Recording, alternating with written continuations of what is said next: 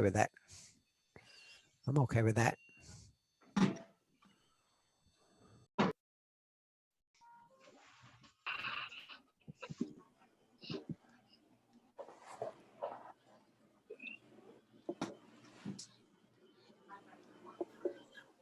Okay, Chair, whenever you're ready. All right, good evening, everyone. I'd like to call the December meeting of the City of Troy Planning Commission to order. Taking roll call, Barbara Higbee. No. Anthony Moen. Anthony? Here. Thank you. Suzanne Spellin. Here. Sarah Wenger. Here. And Deirdre Rudolph here. So we have 4 members. We have a quorum. All right, looking at our agenda tonight, we have, what do we have? We have old business. There's 4 items on the agenda. I see some people here for 39 Brunswick Road. I'd just like to point out that the developer has withdrawn their subdivision application. So it will not be on the agenda tonight. So I'm going to move on to the first item under old business, PLPC 2020-0011, Kings Landing 2. BDC Holdings LLC is proposing to demolish existing structures and construct a new 5-story building with 62 residential units and 2 levels of parking, 68 spaces. The applicant is represented by Nicholas Costa of Advanced Engineering. So at this point, I would ask if the applicant is here. Yes. All right, and I'd also like to just discuss with the board members as to what we would like to do. Do we want to have the applicant make a presentation? Do you have a presentation, Cosmos? Or We do, Madam Chairwoman, we have a presentation that we would like to present this evening, if it pleases the commission. all right, yes, please proceed. May I trouble you to have given me like share screen capabilities? Because right now I can't share my screen. Yeah, Aaron, you got that? I do. Cosmo, give it a shot. Okay.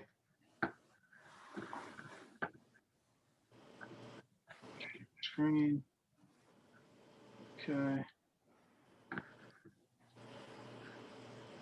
Okay, can everybody see the presentation? Yes, we Yes. can. Okay, wonderful. Okay, good evening, everybody.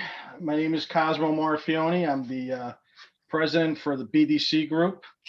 With me tonight, I have Mr. Nicholas Costa, who's our principal, who's our civil and engineer on the project. He's a principal of Advanced Engineering. Also with us tonight, George Olson. I'm not sure if he's on yet, but he's a design architect, principal of Olson and Associates. And Mr. John Lapper from Bartlett, Pontiff, Stewart and Rhodes, who's our chief general counsel, representing us on this project. Tonight, I'll be doing most of the presentation.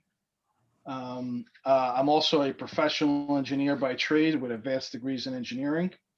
So some of the items that I'll say tonight, I'm saying as a professional as well as the project representative.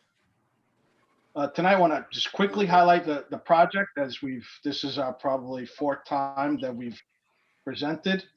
I want to go through some of the City of Troy comprehensive plan goals. We've since our last meeting, we've hired a consultant to do an economic study on the project. We've also want to highlight the issues raised by the neighbors and how we solve them. We want to summarize our project benefits and where we stand in the project currently. Okay, just give me a second here. I just want to make sure I'm, okay, very good. There's a little delay in the slides, so please bear with me. Project is located at the corner of New Federal Street and Fifth Avenue, as everybody knows, in the B4 Central Commercial Zoning District. We're proposing 59 residential apartment units comprised of 43 two-bedrooms and 16 three-bedrooms. The project will also include a 58 indoor parking spaces, 5 outdoor parking spaces, which are currently located, which will be, are proposed to be an on laundry place. You'll see in the next slide. Approximately 2,100 square feet of retail / restaurant. We're proposing to activate the new Federal Street sidewalk with landscaping, larger sidewalks. We're also proposing to improve the city property at the corner of Jacob and Fifth Ave with 38 new parking spots. And we've also spoken to engineering and planning to contribute on the improvements of 6 more parking spots on the revitalization of New Federal Street when the time comes, or if it'll be, if the work is occurring while we're doing the project, we'll contribute to the additional parking that is planned for the frontage on New Federal Street that our project faces. Just quickly, 10,000-foot view. This is the proposed project in the corner, the north, I guess, west corner, not northeast corner of New Federal and Fifth Ave. This is the city lot that is owned by the city, and we're proposing to improve it, not to own it, just to improve it for the community with approximately 38 new parking spots, landscaping, new sidewalks, lighting, so on and so forth. Since our last meeting, we did reevaluate the traffic, and I just wanted to highlight our new traffic pattern that we've consulted with our traffic professionals and Nick as a site civil engineer. We've decided before we had this level, there's 2 levels of parking. There's a level that is at grade with Fifth Avenue, and there's a level that is right under this, which is around 2 to 3 feet below grade from the alley. Okay, and we were able to do this, as opposed to bringing in fill, we decided that we could do 2 levels of parking spaces. The grade accommodated that, and Nick made it happen. Previously, we were proposing egress from the Fifth Avenue grade parking level onto Fifth Avenue. We've currently decided, and we studied that based on the traffic, we can actually have egress and ingress from this parking level, go through down this ramp and out Laundry Place and out into Federal. Therefore, we've installing 2 bollards here and 2 bollards here. I hope you can see my mouse. And we're proposing no traffic to and from Fifth Avenue. So this project will have no traffic going on to Fifth Avenue, okay? And no traffic will be able from Fifth Avenue to access our project. So those are the new improvements and new traffic pattern that we've decided to go with. We're having 2 layers, 2 levels of bollards here because we do not want folks to be parking here from our project, and we don't want folks from Fifth Avenue to be parking here, okay? We decided to go with bollards because we still want to utilize this as a means for emergency vehicles, okay? And we went over this with the chief, with the fire chief in Troy.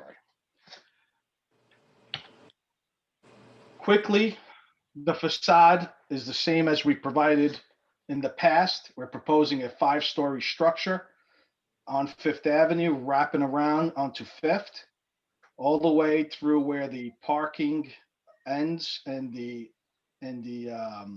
brownstones and other buildings are start on Fifth Avenue, where we're dropping it down to a 4-story structure on the side that abuts Fifth Avenue.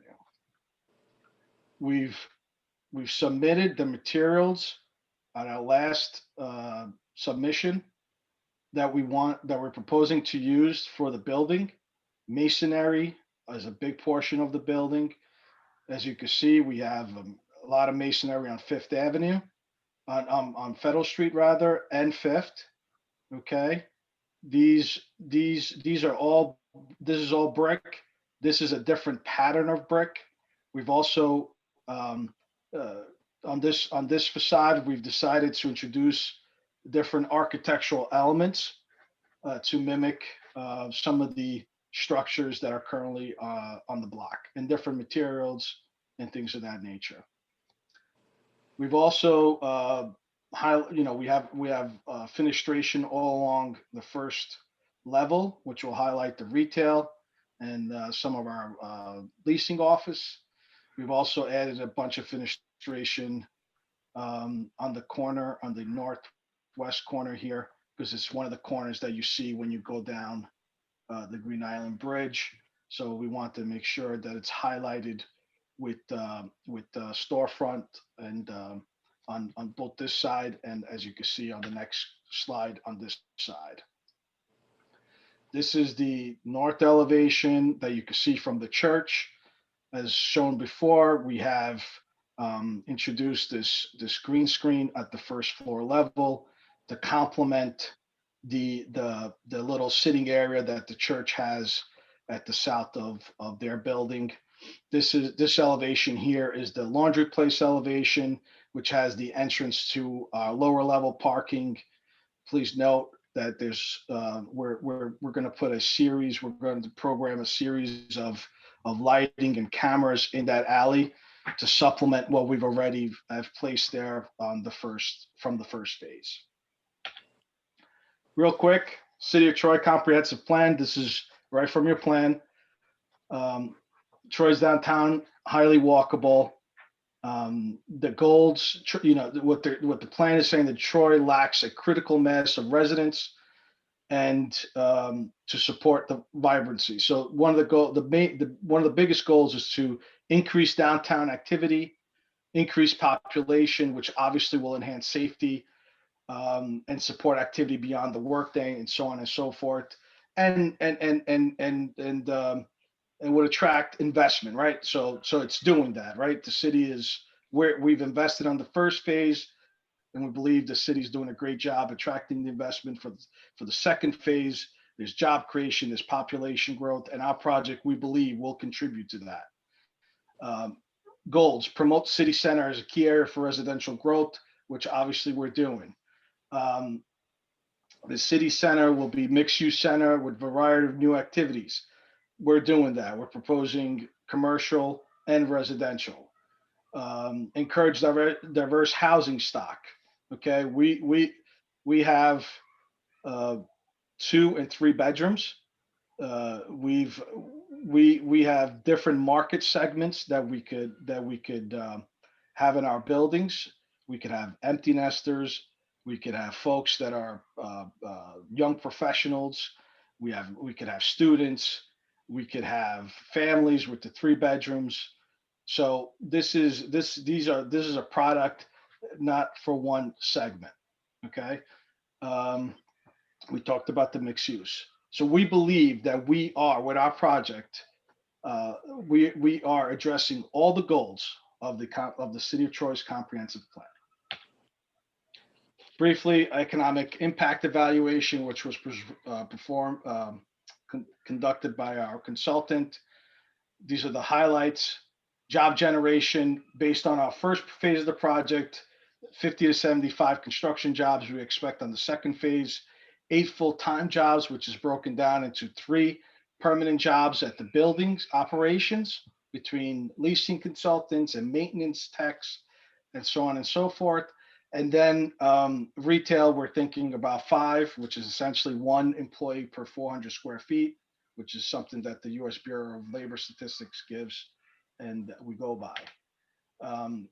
We've also expect that At 95% occupancy, there'd be discretionary spending of about 1.5 million. It doesn't mean that these folks will spend it all downtown, but a good portion of that will be spent downtown area in groceries and restaurants, bars, so on and so forth. As I said before, we've invested about $13.5 million on the first phase of the project. We propose to invest an additional $16 million on this phase of the project for a total of approximately $30 million by mid of 2022. Okay.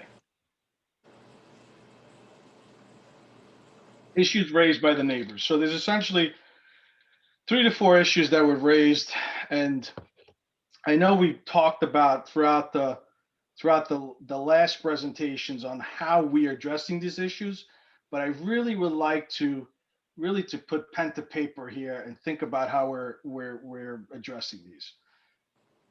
The project, the first issue is the traffic on Fifth Avenue. Project has been redesigned to eliminate the ingress and egress from and to Fifth Avenue. So we did that. We've also looked at the Institute of Transportation Engineering manual. Okay, so based on that manual, our 59 apartments, okay, is categorized as a mid-rise structure, 3 to 10 stories. Okay. Based on that, based on being in an urban setting, multi-use setting, it will only generate 12 to 11 trips. Okay. This is right in the manual. We have the backup. Anybody could see it if they want to spend time looking at it. 11 or 12, 11 during the AM. I'm sorry, 12 during the AM, 11 during the PM. Additional peak hour trips, not on Fifth Avenue, but on Federal Street. Very, very low impact. Parking. May I remind everybody that the B4 zoning district has no parking that is required. We provide 58 indoor parking spots. We provide 5 outdoor parking spots. We want to contribute to the new Federal Street Improvement Project, which will provide an additional 5 to 6 spots that are abut our project for the community. We are improving the city-owned lot again with 38 new parking spots for the community, landscaping, lighting, new sidewalks. There are currently 50 on-street parking spots on Fifth Avenue. We are increasing the available parking to the community by 88%. I want to know who is doing this, who investor or developer is doing this in the city of Troy right now. Crime, we know crime was an issue. We believe that our new building will contain exterior lighting and the cameras, and the alley will be activated. And we believe that will take that element that is there right now out of that area. Okay. And finally, bulk. The current B4 zoning allows for 62 apartments. We are proposing 59. The current B4 zoning allows for a 150-foot tall building. We're proposing 60 or 65. I don't remember the exact numbers, but it's not more than 65. We're in conformance with all the setback requirements. We're in conformance with all the use requirements, and no variants are needed. Now, our team has studied a second option, if bulk, to reduce the bulk on the Fifth Avenue side to 4 stories, which will yield 54 apartments. However, it reduces the number of indoor parking spots by 24 units. The lot on Jacob still remains 38 parking spots, still 6 spots on New Federal Street. This is a second option that we may be able to live with if the board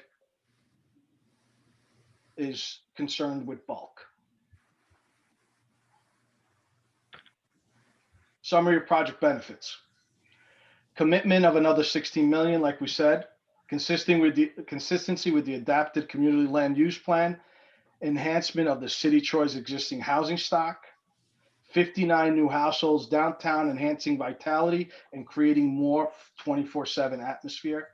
We're activating New Federal Street with the restaurant and retail, creating new jobs, creating full-time jobs, injection of about a $1.5 million of discretionary spending in the greater Troy community. We anticipate $50,000 to $75,000 of building department fees. We're proposing the new lot at the intersection of Jacob and Fifth, which will increase the available parking to the community by 88%. And we're contributing towards the new Federal Street revitalization plan. In conclusion, as I said before, the project conforms with all zoning regulations. We've addressed all of CHA engineering comments. We've addressed all of the DPW comments. We've met with the fire chief and we've addressed all of his comments. And we believe we've addressed all of the neighbors' comments. And with this, we open it.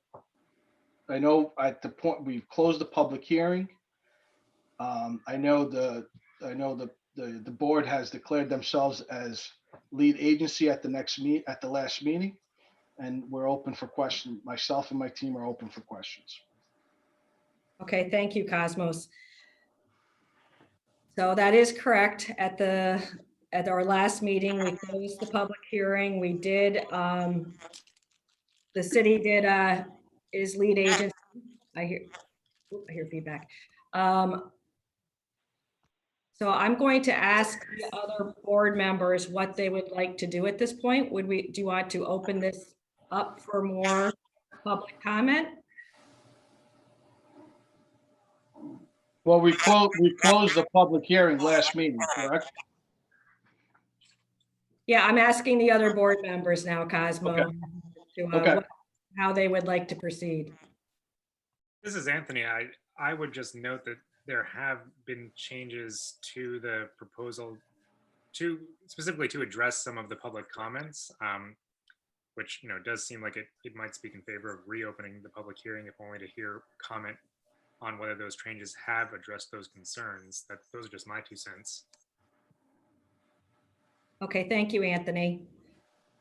So if there's is there any, I guess, without hearing anything else, I would like to open the meeting for public comment to address the presentation that's before us tonight and the changes.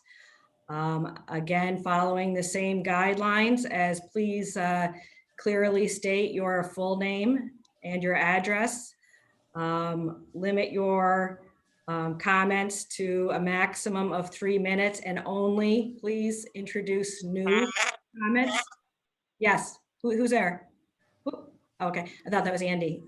Okay, and do not repeat any points that previous members have addressed. So I will turn this over to Aaron, I believe. Aaron, are you ready to? Yes. Aaron, Yes.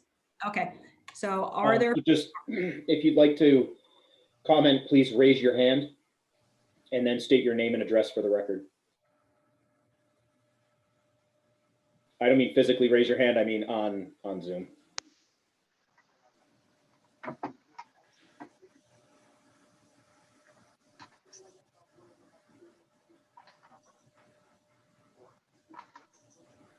I don't see any public comment, Chair.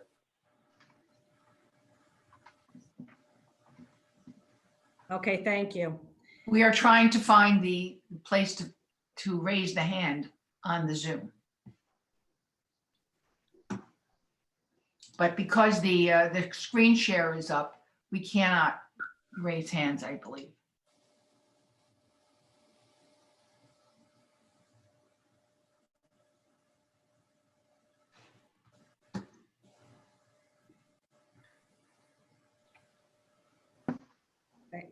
I see Joe has his physical hand raised.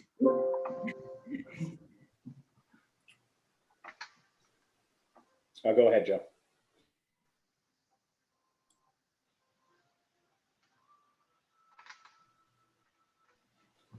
You're muted, and when you unmute, please state your name and address for the record. My name is Joe Fama. I live at 150 Second Avenue in the Lansingburg section of Troy. I went through the environmental assessment form and I had a couple of comments to make. By the way, I got a call from Barbara Nelson. She's trying to get into this meeting and is having trouble. Yeah. So I just thought I'd mention that. I'll start with section on government approvals, which is on page 2. Now, I'm talking about page 2 as the pages are numbered in the environmental assessment form. First of all, I would like to thank the and give the developers a pat on the back, because I notice that this section asked them to talk about any tax relief that they're seeking, and apparently they're not seeking any. So that would be, as those of us who pay taxes would be glad to see that. I also noticed that down in section G of this section, government approvals, they've written no to state agencies, meaning no state agencies would be reviewing the project. I don't understand that to be the case. I understood that there was a recent finding by SHPO that one of the buildings proposed for demolition was National Register eligible, and they certainly would need approvals from state agency to demolish that building.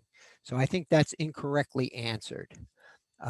Moving on to page 4, under the section D2 project operations, does the proposed action include any excavation, mining, or dredging during construction? And they've checked no. And Mr. Marfione just told us that there is a section of the building that is below the grade of the alley. So I would assume it needs to be excavated at least at some points to make a level floor for their parking at that point.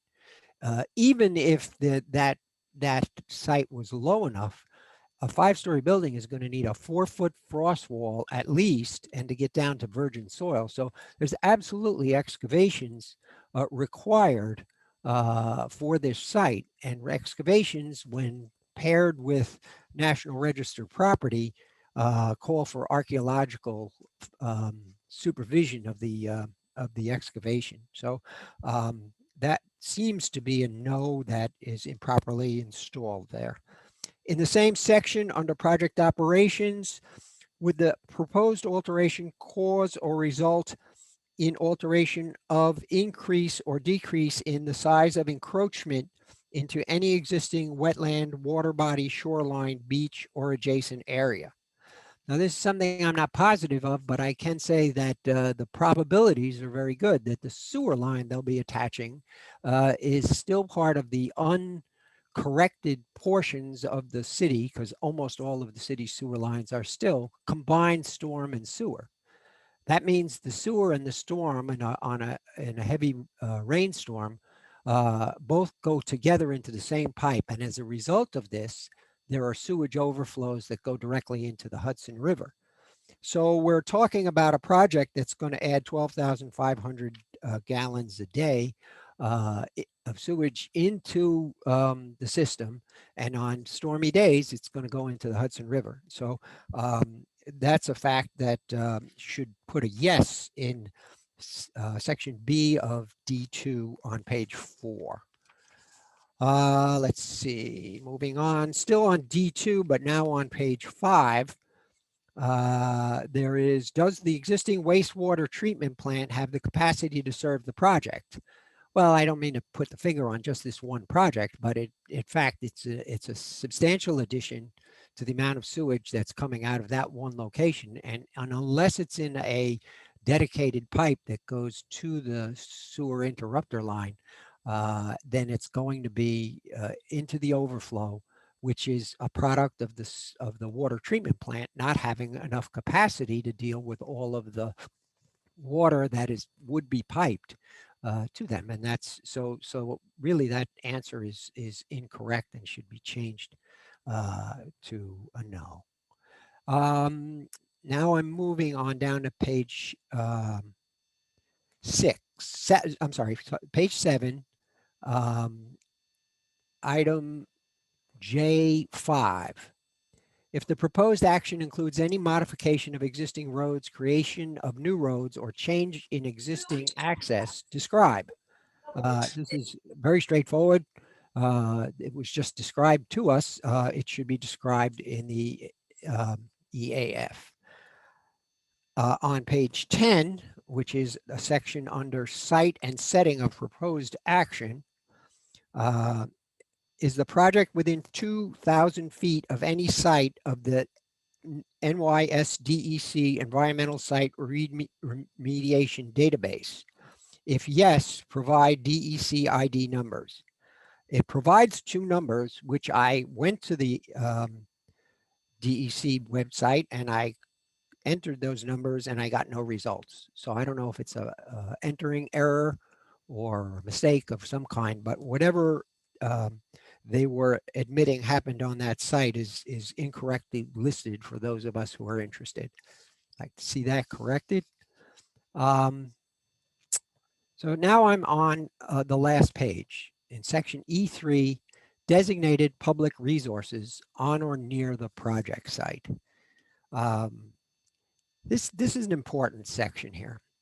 Does the project site contain, or is it substantially contiguous to, a building, archaeological site, or district which is listed on the National Register of Historic Places, or that has been determined by the Commissioner of the New York State Office of Parks, Recreation, and Historic Preservation to be eligible for listing on the State Register of Historic Places? They have answered yes. However, under section 2, name, the eligible property Bethlehem Baptist Church and eligible property Bethlehem Temple Church demolished. And then there's an E and an ellipsis, meaning further text coming, presumably on an attached page. I see no attached page. And I see no reference to the recently listed building that's actually on the site proposed for demolition. Have additional archaeological or historical site resources been identified on the project site?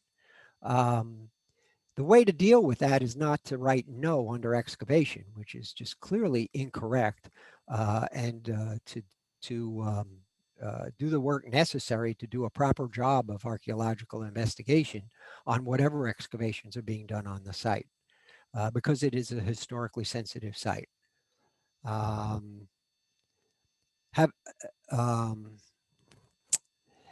Is the project site within 5 miles of any officially designated and publicly accessible federal, state, or local scenic or aesthetic resource?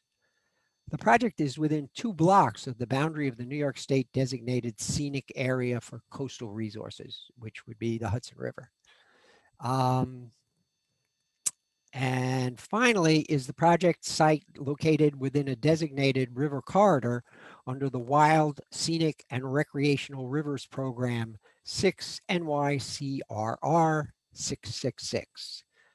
The applicants have checked no, but it is. Yes is the proper way to answer that question. It's contained within the lower Hudson section of this program. So a lot of corrections to be made. Frankly, I think some of the answers were somewhat evasive and a couple of them were just flat out incorrect. So I don't think the environmental assessment form is ready for approval by any means. And I think that a resubmission is in order, and then we would have to review it again, see how it stands. You know, the proper way to deal with being bumped up from a negative declaration to an EAF is not to simply say no to things that you don't feel like filling out. So I'd like to see the more thorough job done on the EAF, and then we take it from there. Thank you very much.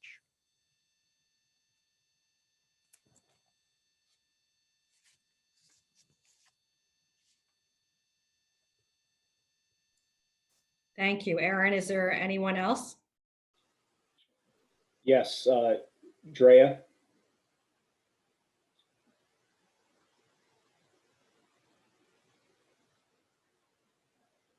Oh, Sorry, I was trying to unmute there. My name is Drea Lanza. I live at 2227 Fifth Avenue here in Troy. I have probably spoken more than you wish to hear me on this topic in the last however many 6 to 9 months. I was not aware of the changes that had been made to the plans because they were not made available to people before this meeting. So I am also going to be commenting on the EAF. I also found other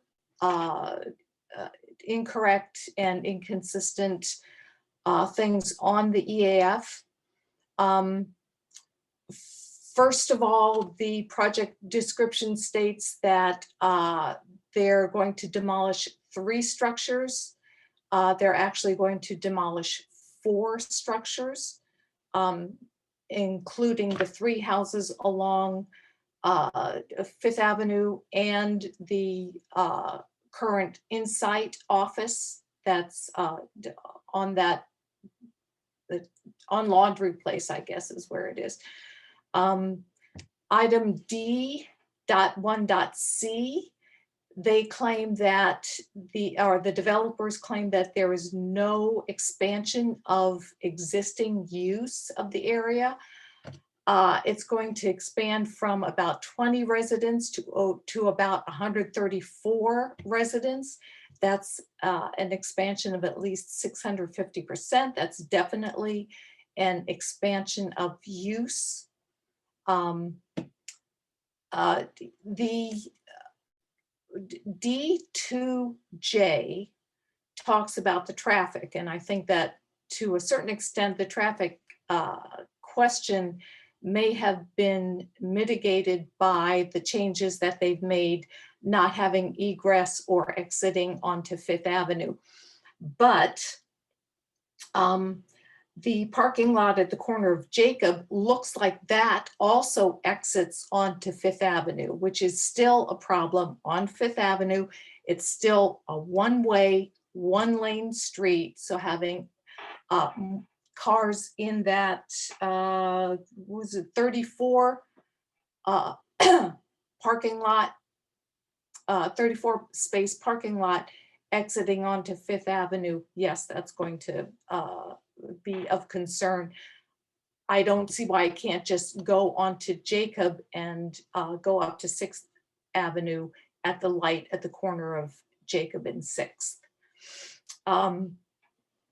D2R talks about waste management. The developers claim that no management of solid waste is required. Any housing development with 134 residents is going to require some kind of waste management and disposal plan. Where will garbage and recycling be stored? What company will pick up the garbage?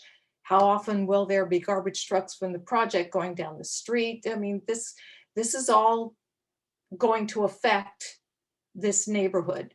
So that should definitely be filled in with what their waste management plan is.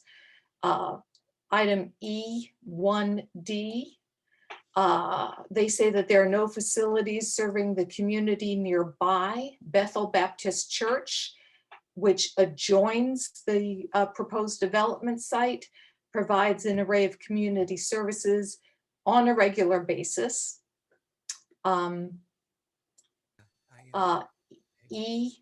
E2E, the natural resources drainage status. Currently, there's approximately 1/3 of an acre of well draining land that the project will pave over or build on, which will greatly decrease the drainage capacity of the site. So that should be included in the EAF. So those are my comments on that. I am in favor of the 4-story instead of the 5-story version of the building.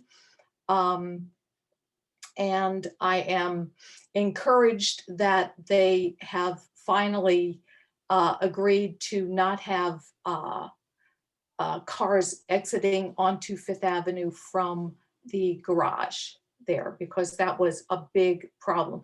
I don't think the problem of parking has been totally dealt with in terms of the neighborhood. Maybe other people from the neighborhood could speak to that. Okay, I'm done.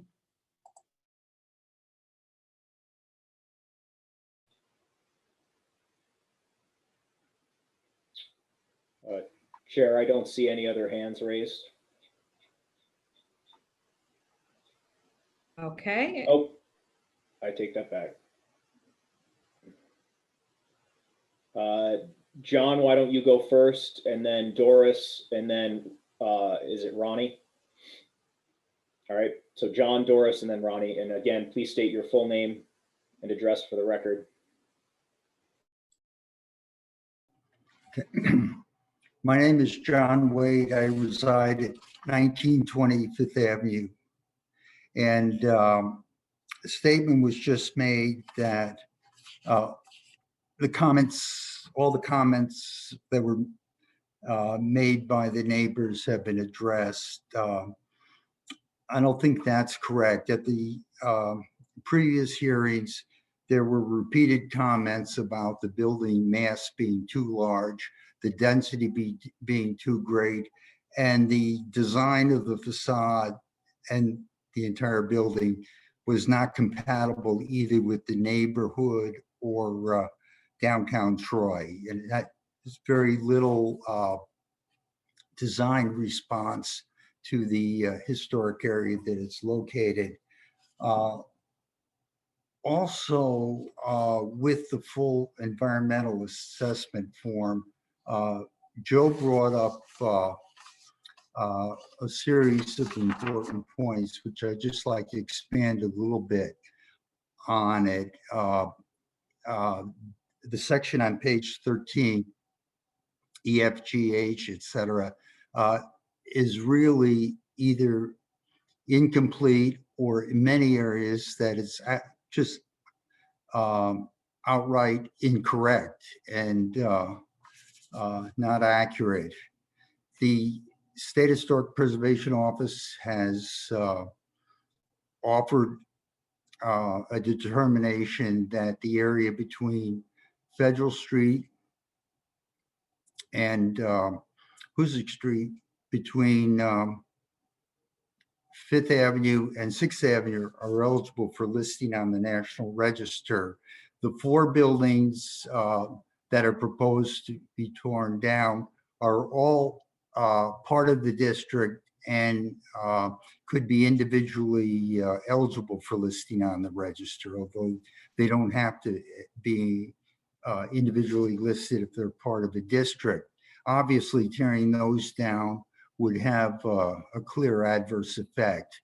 The construction of the proposed building being out of scale and not designed to be compatible with the neighborhood would have an adverse effect on the remaining proposed historic district, and would also have an effect on the Fifth Avenue Historic District, which is the first National Register district listed in New York State, which is a block away.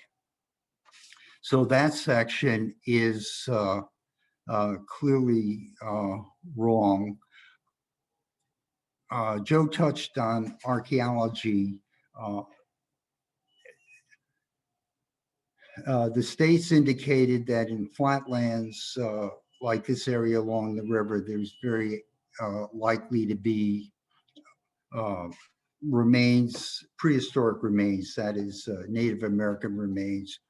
Also, some of this area was burned in the Great Fire of 1862, so there are going to be remains of the earlier buildings on the site.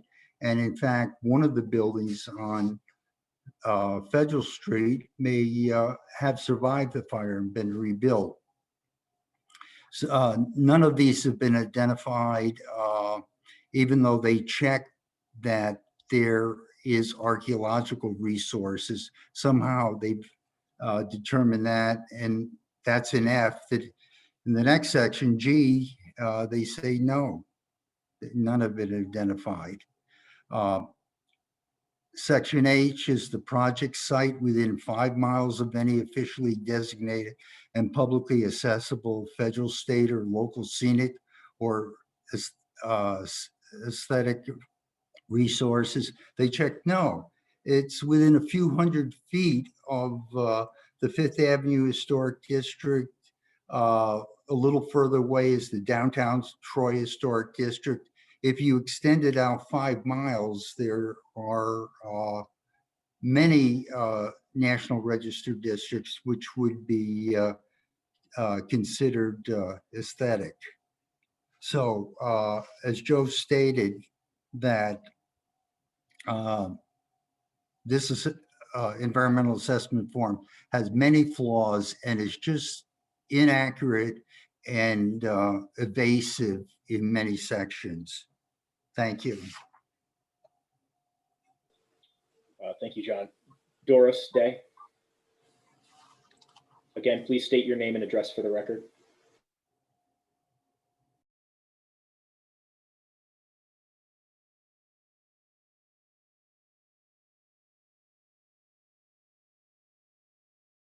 Okay, Doris, we're going to have to come back to you. Can you hear me? Oh, yes. Can you hear? Yep. Okay. I said Doris Day. I'm representing Bethel Baptist Church, 2165 Fifth Avenue, Troy, New York. Pardon me? That was, sorry, and someone else on the call. I muted. Okay. All right. I would just like to appeal to the board and everyone listening. We've gone through all the aesthetics about what the flaws are with this project. But my question is, what is this project going to lend to the city of Troy? I don't see any economic benefit to the city for all these apartments that are being proposed or already in this city. As you all know, they recently had a major water main break on King Street, which shut the street down for over a month. And they replaced the pipe, but I don't know that it's necessarily an upgrade to the system. And, you know, we just keep saying that, well, it comes down to what do people want? And it seems that most people are not on board with this project. We already have one building right now. I can tell you that the neighborhood is right now presently jockeying for parking. And I really don't see where 34 or to 43 other parking spaces going to alleviate the problem right now.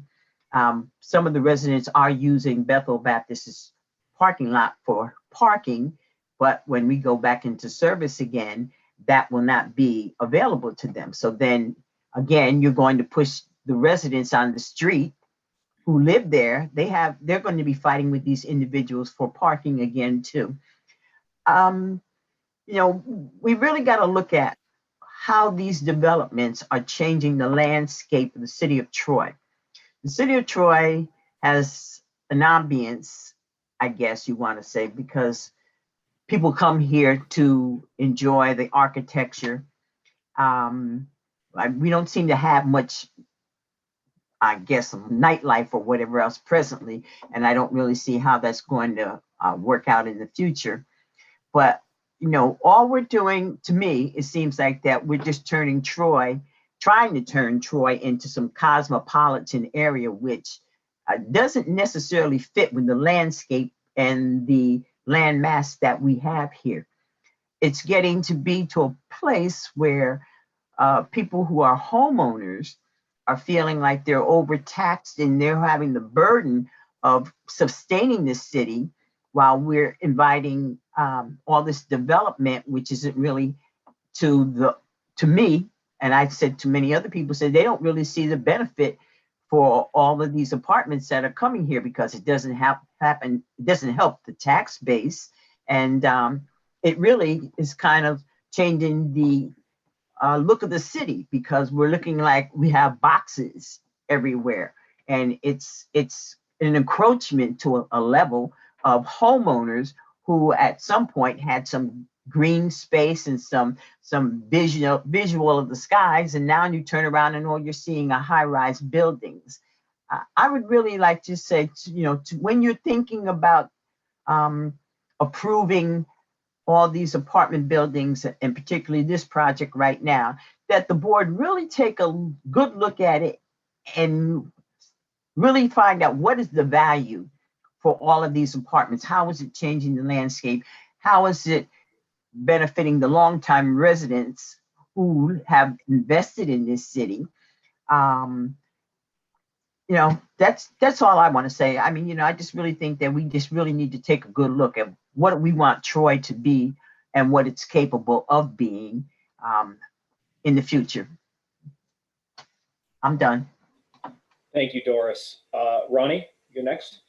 I'm Ronnie Shamam. I reside at 1928 Fifth Avenue, and I own commercial real estate on Hutton Street between River and the alley between River and Fifth.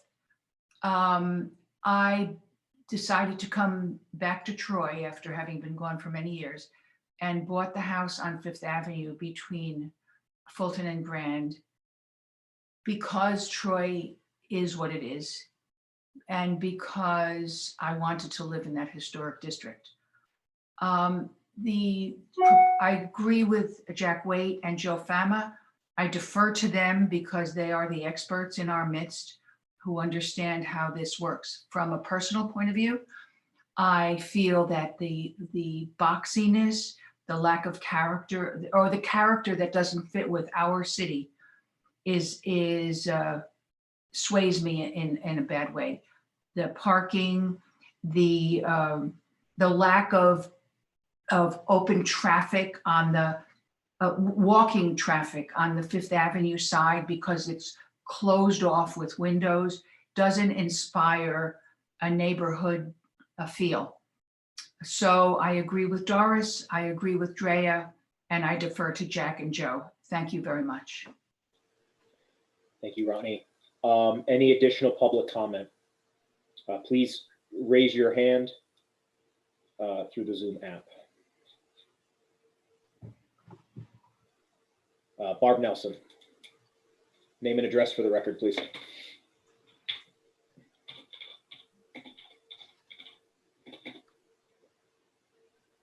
Barb, you can unmute yourself.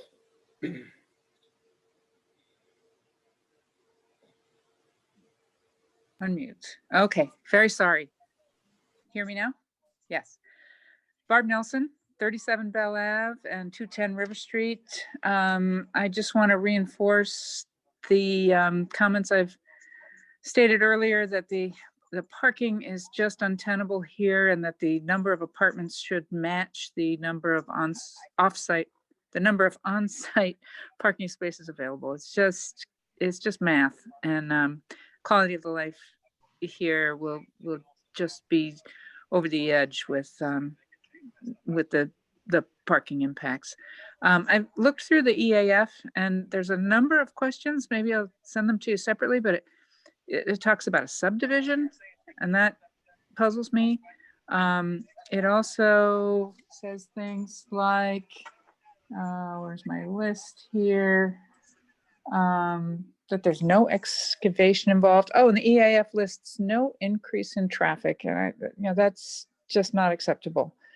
It also lists no additional use of energy, which 68 apartments certainly will impact energy use, and no solid waste management. And certainly there's got to be trash coming out of this place. So I just urge everybody to take a close look at the EAF and make sure that all of the information is available for the Planning Commission to trust and make a good decision.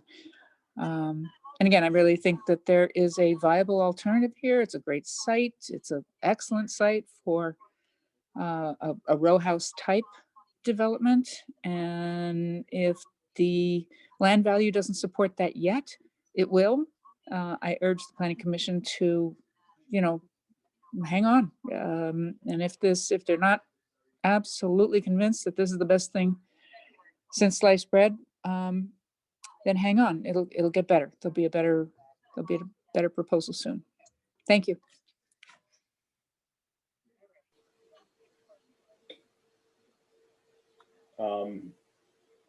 Dee Dee, I don't see any additional comments. Okay, thank you, Aaron. Do any commissioners have questions or comments? Dee Dee, may I respond to some of the comments that were made regarding the EAF as I reviewed that? Sure. Well, certainly, you know, there was some information that could have been added when you're looking at some of the questions regarding you know, resources within 5 miles and things of that nature. There were a few comments that were made tonight that I think mischaracterize what the questions on the EAF were actually asking. Specifically when it comes to the increase in traffic, the question reads substantial increase in traffic, not any increase in traffic. And, you know, 12, 11 trips during the peak hour would certainly not be considered substantial.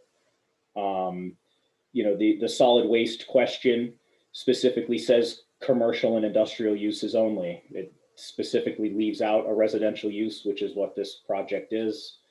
There were a few other items on the EAF that or comments that were made this evening that I believe just mischaracterized what the EAF is asking for in terms of information. I don't know if the board how the commission feels about that document, and I can provide any more color that you might need. Dee Dee, this is Andy. Could I just amplify what Aaron just said? I also went through the EIF, and I agree with Aaron that there were a number of statements made that may not have accurately reflected what's required by the application. The application can be somewhat obtuse, so it's understandable. But there is a workbook that goes along with it that I suspect the applicant utilized when answering the questions. That being said, there were some comments made that, in my opinion, may be accurate, that some information may have been inadvertently left off the application. So you may want to give the applicant the opportunity to submit a revised EIF or address the comments this evening and revise it on the fly here this evening.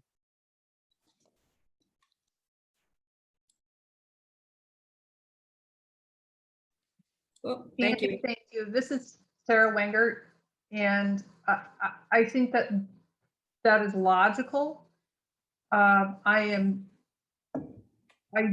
am reluctant to ask the applicant to respond to each and every one of the comments related to the EAF. There were many. And I think that even if we arrive at a place that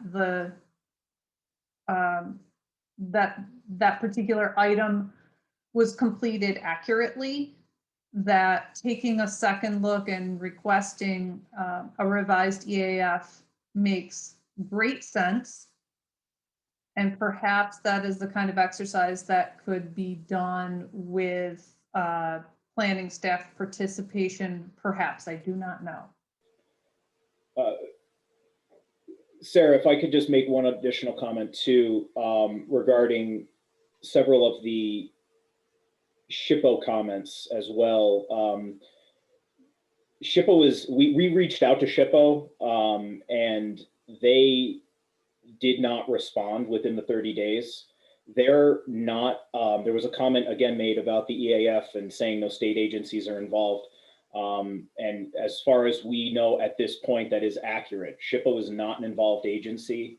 They're not, and they did not respond to our queries. This project is not subject to SHPO. Structures that are historically eligible do not automatically trigger a review by SHPO, and whether or not a structure is eligible doesn't have any bearing on whether or not the owner of that structure can demolish the structure. Even historically registered sites can be demolished if the owner of that site chooses to do so. I do believe the EAF is complete and accurate enough to perhaps do what Andy suggested and perhaps, you know, address some of the erroneous responses on the fly this evening.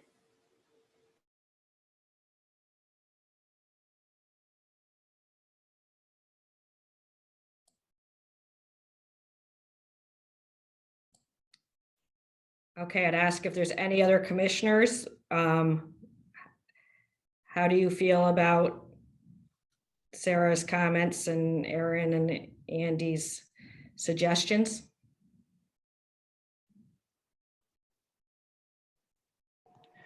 This is Suzanne. I agree with Sarah. Excuse me.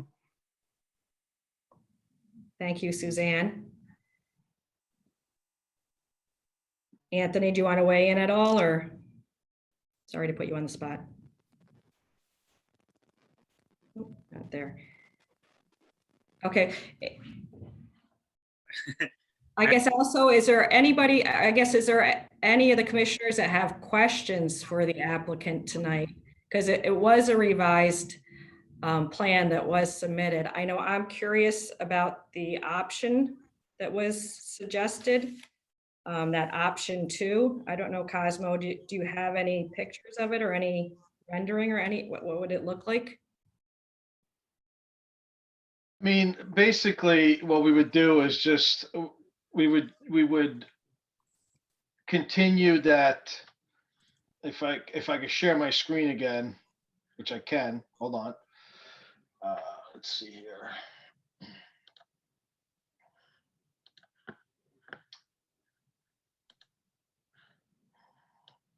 Just give me 2 seconds.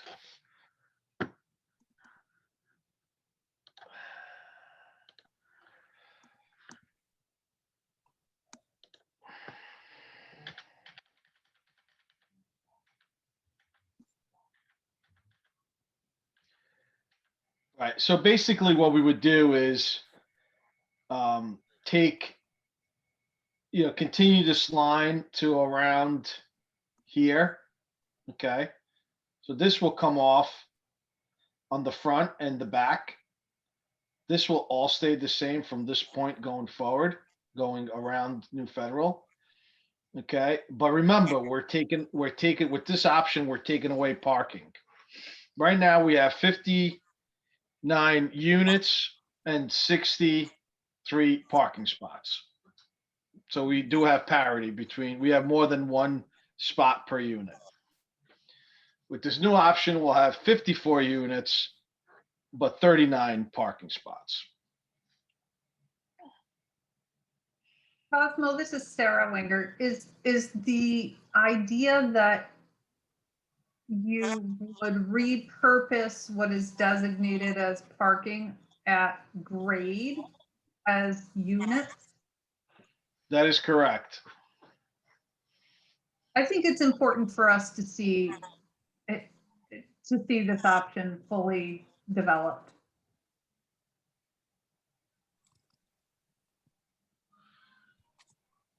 And, Okay. and I realize that what you've described does not achieve that unit to parking parity, but we would urge you to achieve that if possible in any way.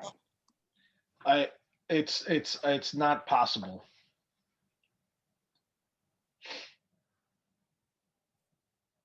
It's not possible. The only way it could be possible if we increase, we may be able to increase the number of units from 54 and claim some of those parking, like take this area here and have some apartments here and then some. But it's just too, yeah, you know what? Let me try it. Let's try maybe half of this.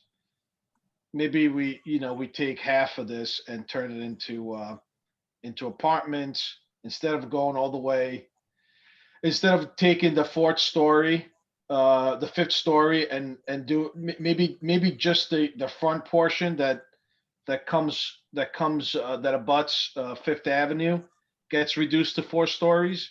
The rear portion stays at 5 stories, and we'll see what the parity. We'll see what gives us parity. But you're not going to get. You're just going to increase the bulk by a little bit. So we'll give it a shot. But we do want to start construction. So at some point.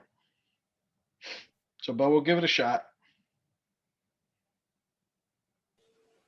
Just to clarify, is that a change to your site plan as well, Cosmo, or is that just the architecture of the building that's being discussed? It's really the architecture. The only difference is that we still have the ramp there, yeah, right? So we'll still have this ramp here, okay? Because we want to have it for emergency vehicles. But everything else stays the same. This level, a portion of this level would be apartments, and a portion would be parking, or this whole portion will be apartments and there's no parking. So that's so that 54 units and 39, that's one extreme. And then maybe there's a happy medium where we just lop off like more of the fifth floor abutting Fifth Ave. But at this point of the game, I mean, we need some direction from the board, okay? Like, because we could, there's one extreme to the other. I see Sarah, she's saying try to get parity. I think we could do parity, but we're gonna add more of the fifth floor. So, if the direction from the board says have parity and try to reduce bulk as much as possible, okay, I could live with that. That's something to aim for.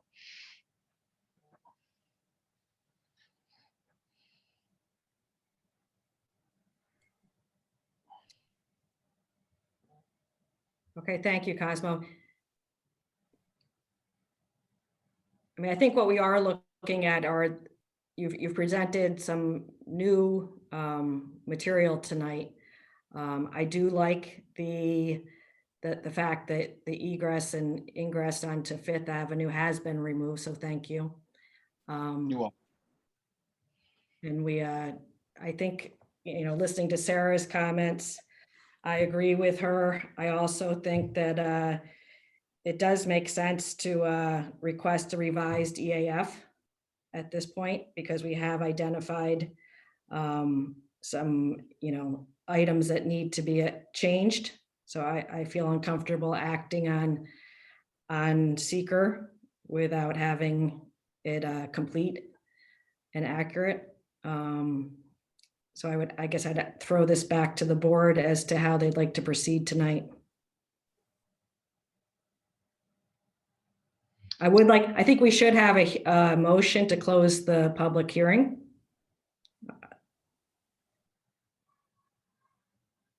This is Sarah. I make a motion to close the public hearing. Is there a second? I second. Okay, taking vote. Anthony Moen, Yeah. Suzanne Spellin, Yes. Sarah Wanger, Yes. and Deirdre Rudolph, yes. So the public hearing is closed. And now I'm requesting input from the board members as to how they wish to proceed tonight. This is Suzanne. I would like to see the plans amended. I like the idea of lopping off that section of the fifth floor and moving the building back a bit from the street level.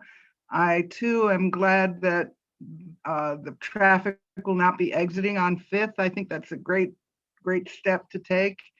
And I would like to see a more complete seeker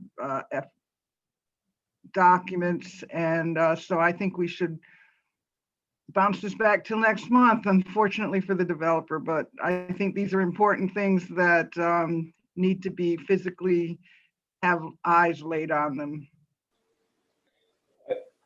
Just, Cosmo, just for clarification, again, this other option that loses a story, there's a reduction in overall parking, correct? This There's a this reduction option in is going to reduce available parking.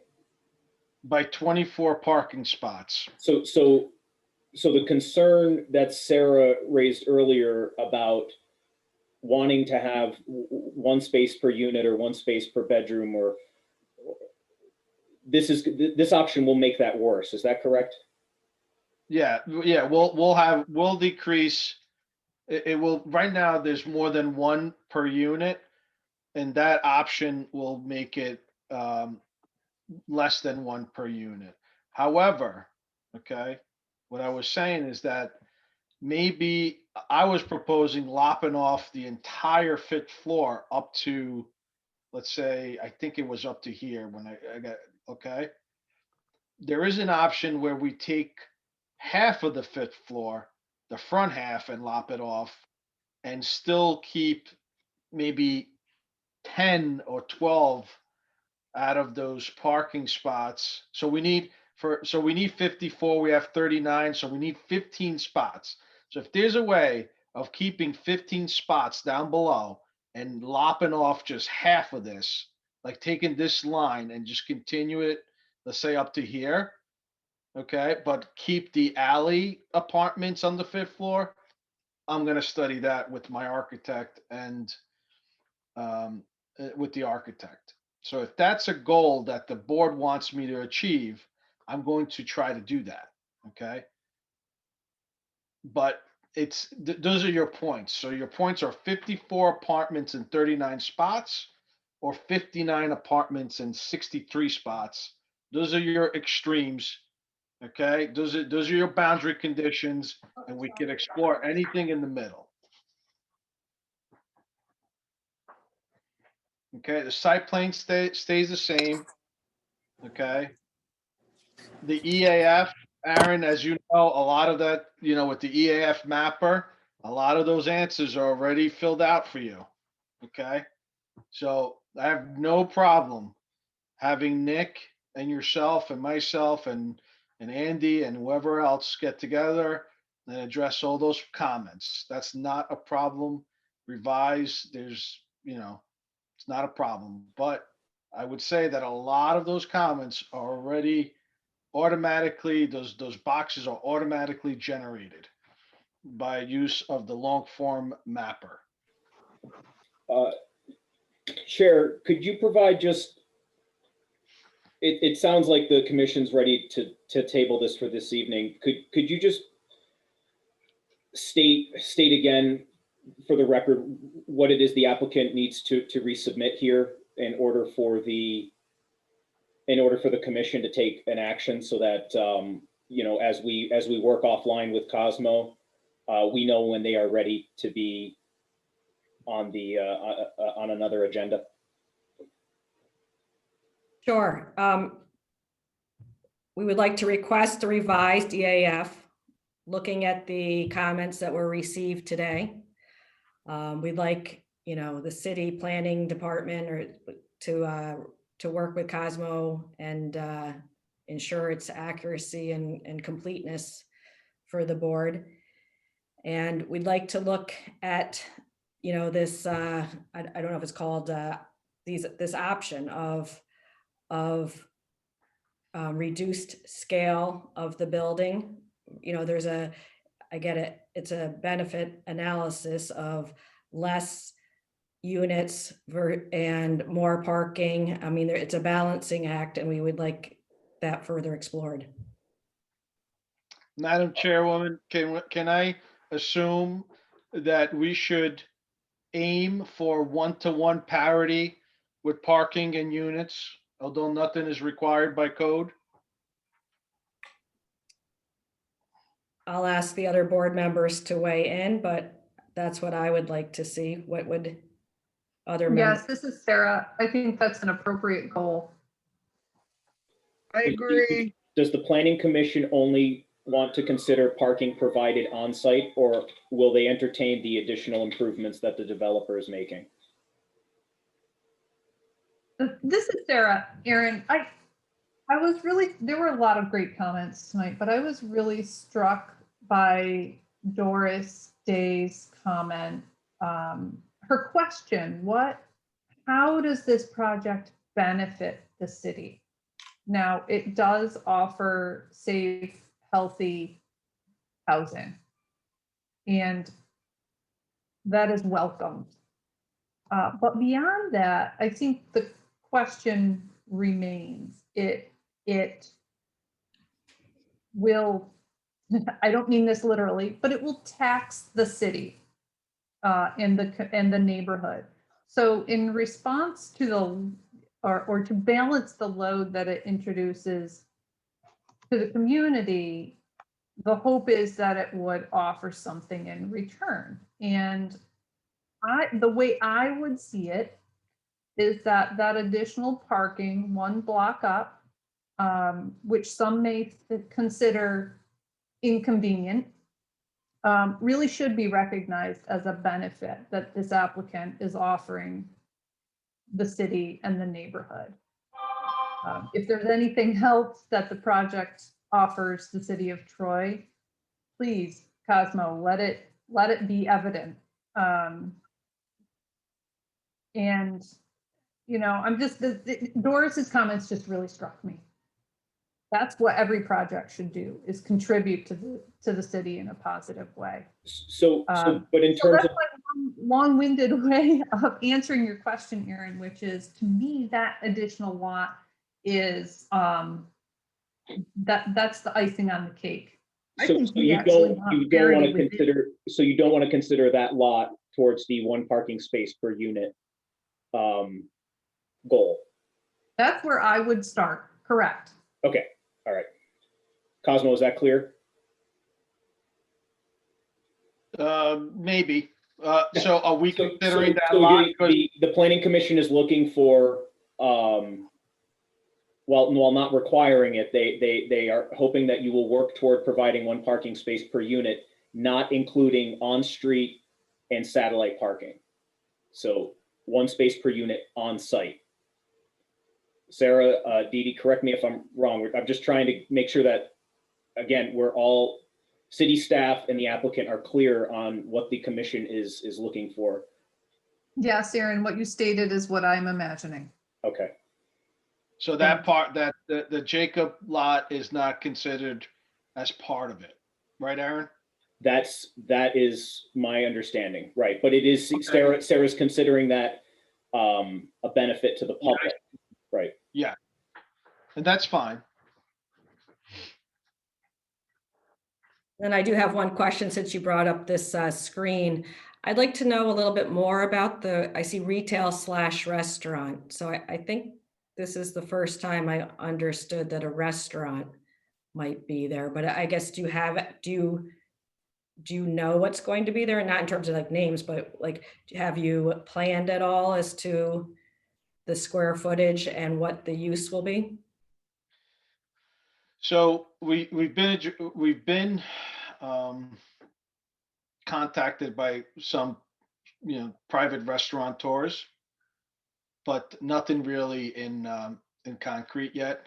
I wanted to make sure that I didn't waste anybody's time, and if anything had to change in terms of square footage, I would, I want an approved project so that I could show somebody like something that's real. Okay. So.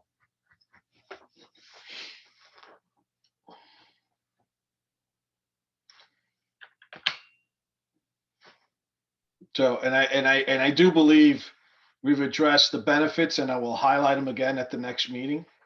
But the idea behind that parking on Fifth and Jacob was really to benefit the community. So we're okay with that. Okay, thank you, Cosmo. Any further questions or comments from the commissioners tonight regarding this? No, thank you.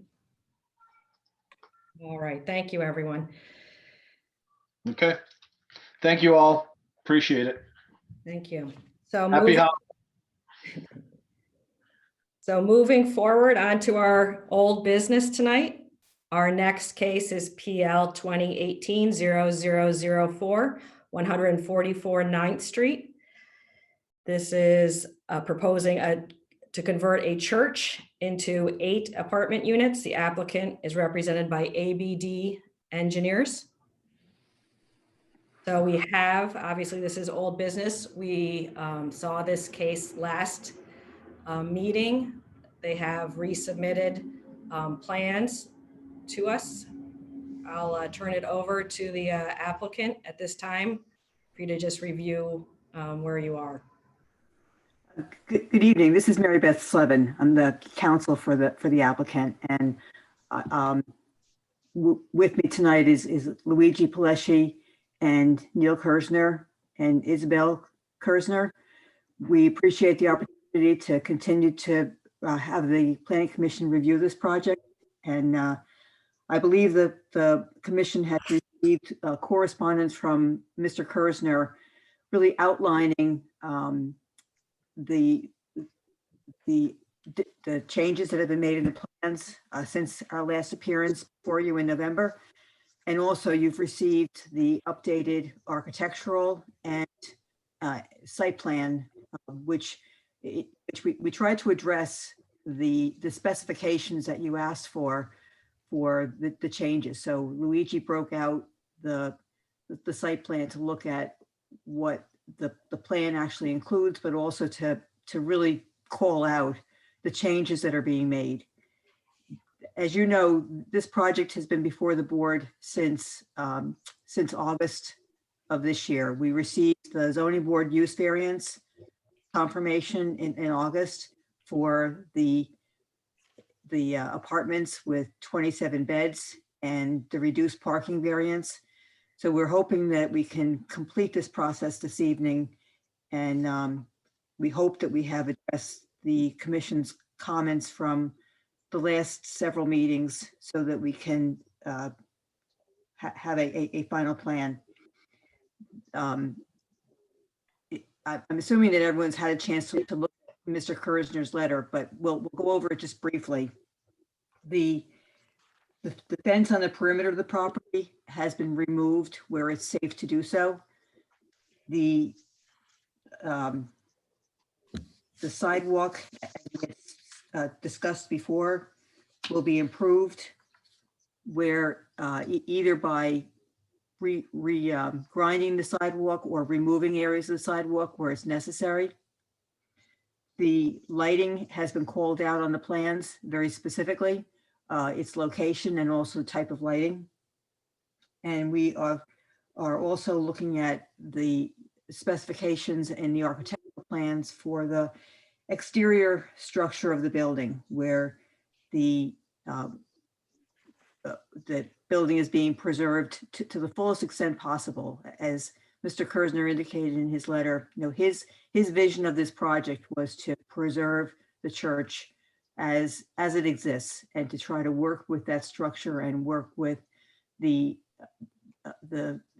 aesthetics of the project and the aesthetics of the building to the maximum extent possible, while also allowing it to become functional as a housing project, as you've seen in front of you. So we're hoping that with those comments, with those updates on the plans, that the board feels that we have satisfied the objectives that you've asked us to achieve. And we look forward to addressing any comments that you may have this evening. Okay, thank you. So as the board recalls, we did already have a public hearing on this, so I'll ask again of the board members, do we wish to reopen it, or are we good with our previous hearing? Edie, this is Sarah. It's my opinion that we do not need to open the meeting to public comment. This is Anthony. I feel the same way. I mean, we could ask if anybody from the public did show up tonight hoping to speak, but I agree with Sarah. Okay, thank you. Okay. So that being said, do any of the commissioners have questions of or comments for the applicant?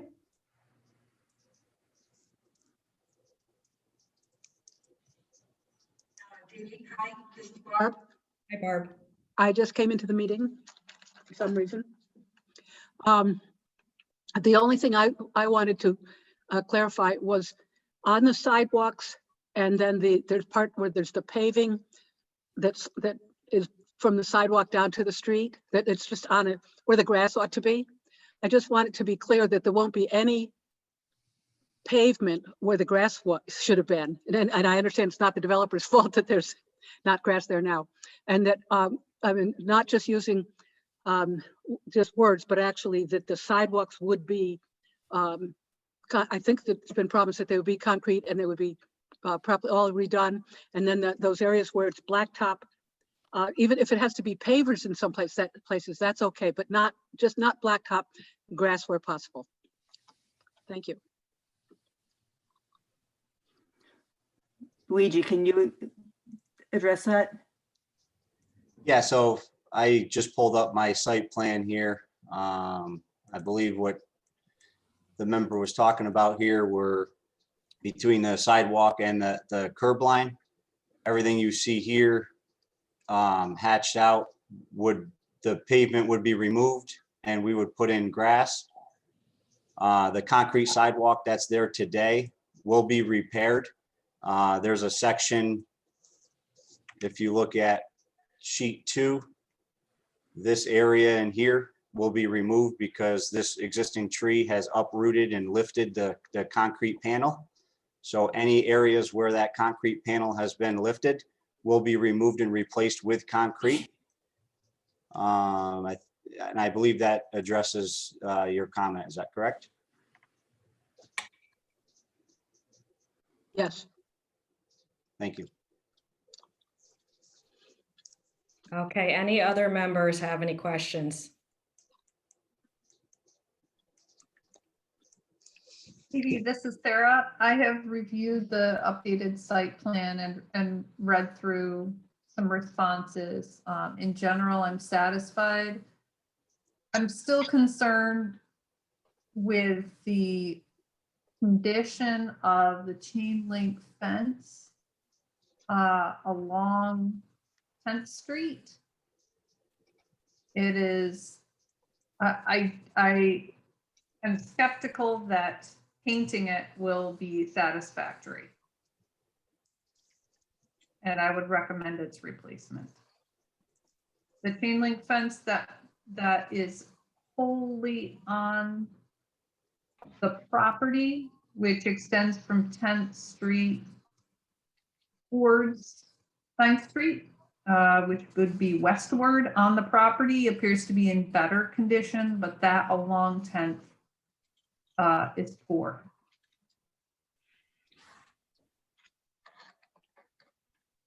Yeah, so Danny Sanders and I have walked the site and we did look at the condition of the existing chain link fence along 10th Street. The physical condition of it is actually in its integrity, like it's well kept. In this corner here at the intersection of 10th and Eagle Street, there is a busted pole and top rail, which will get replaced. So with that replacement, this fencing here along 10th Street is still in good condition. The look of it, of course, and that's maybe what you're referring to, you know, is sort of faded and rusted, whereas we can certainly paint that black or a dark color so that it would blend in. You know, it has been done before, and, you know, because of the fence that's there now is in good current condition, we would like to just paint it. I do have pictures if I can just bring those up and we can just look at it together here. Let me see how to do this again.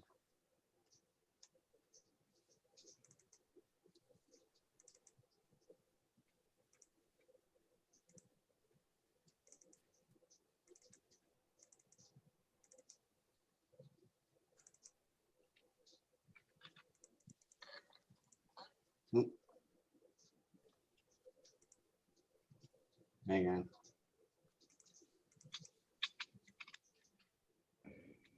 So if you can see, oop. So I guess let's start here, right? Everybody can see the picture here. I think you're on your Now it's second got- monitor. no. Luigi, you might be on your second monitor. You have to move it. Can everybody see that right now? No, No, we can't. we only We only see your saw your- menu. Right, your file folder. Hang on.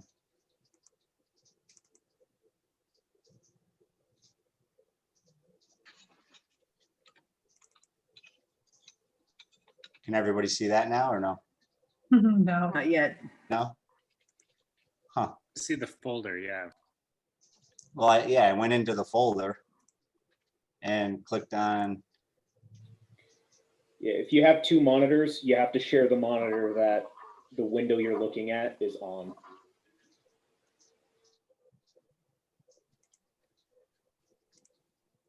how about now? Yeah, Yes. Okay. So right in this corner here where the existing tree is, this is in disrepair and everything along Eagle Street will be removed. But everything on 10th Street here, as you can see, from this post towards the intersection will be replaced, but the rest is in good condition and that will be painted. And so all new fencing will, the new fencing and the repaired and painted fencing will match. Is that a true statement? Yes, that is correct. So from here towards the intersection would be replaced with new chain link fencing, and then everything will get painted so that it all matches. Okay, thank you. Thank you. Can you just run us through, oh, I was gonna have you keep that photo up, but down Eagle Street, you said you're removing the fencing? Is that, Down Eagle Street, we are removing the fence, and I do have another picture. I guess I'm having a tough time here with sharing each individual picture. So let me try something else too here.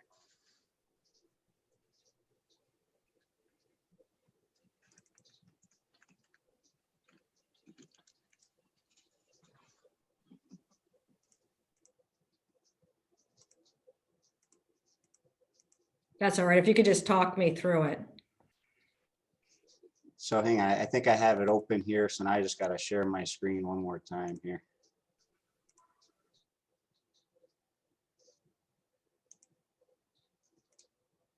All right, how about now? Perfect. All right, so I'm getting better at this. So this is, of course, Eagle Street. And, we were just talking about this, intersection to the right here. All of these fences and posts will be removed all the way along here. There are two door entrance ways with chain link fencing in front. Those would be removed. And then what we're planning to do is install a, what do they call it? Like a wrought iron fence railing along the top here, because there is a step coming out from the door, about 18-inch step. So we would put in a decorative, 36 or 42-inch high decorative railing, just L-shaped outside the doorway at this entrance and that entrance itself. Okay, thank you. And then actually in this picture here, I don't know if you can see my mouse, but there's this existing tree here. Yes. This is a concrete that has been uprooted by the tree. So that section of panel will be removed and re-poured with concrete. Okay, thank you. So I did review your plans and I don't have any further comments. I thank you for making the changes that you did make. Thank you. So Aaron, remind me, I don't think we did seeker last meeting. No, you guys have declared lead agency. You've yet to make a determination. This is an unlisted action. And then the applicant is seeking site plan approval.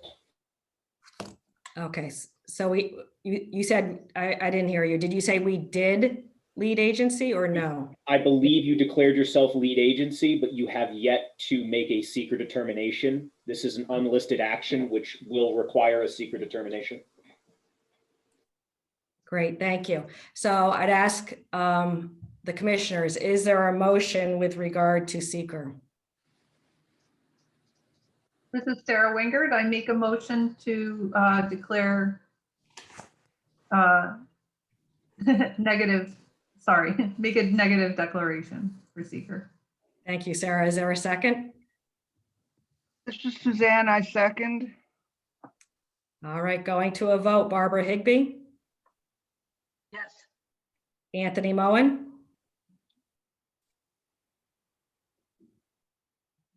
Yes, sorry, I was on mute.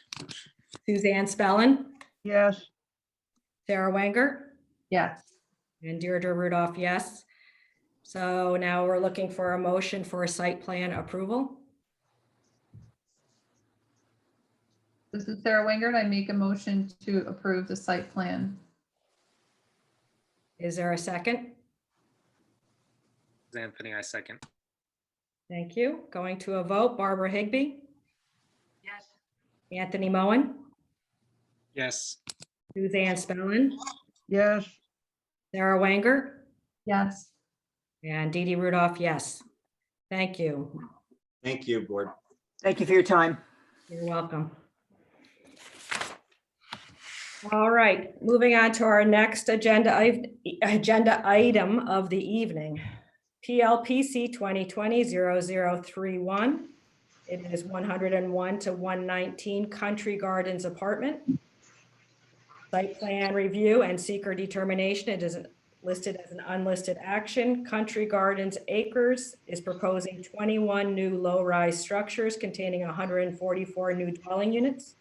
The applicant is represented by Chazen Companies. At this time, I would ask if the applicant is here tonight. Yes, Roger Keating from the Chazen Companies is here before on behalf of the applicant. Great, thank you. The floor is yours. Thank you. Members of the board, again, Roger Keating from the Chazen Companies, here to give you an update as to where we're at with the plans. I'm going to share my screen. So bear with me. Can everybody see the aerial on their screen? Yes. Thank you, Suzanne. So again, the project, the existing apartment complex is located along Colleen Road here in the city of Troy.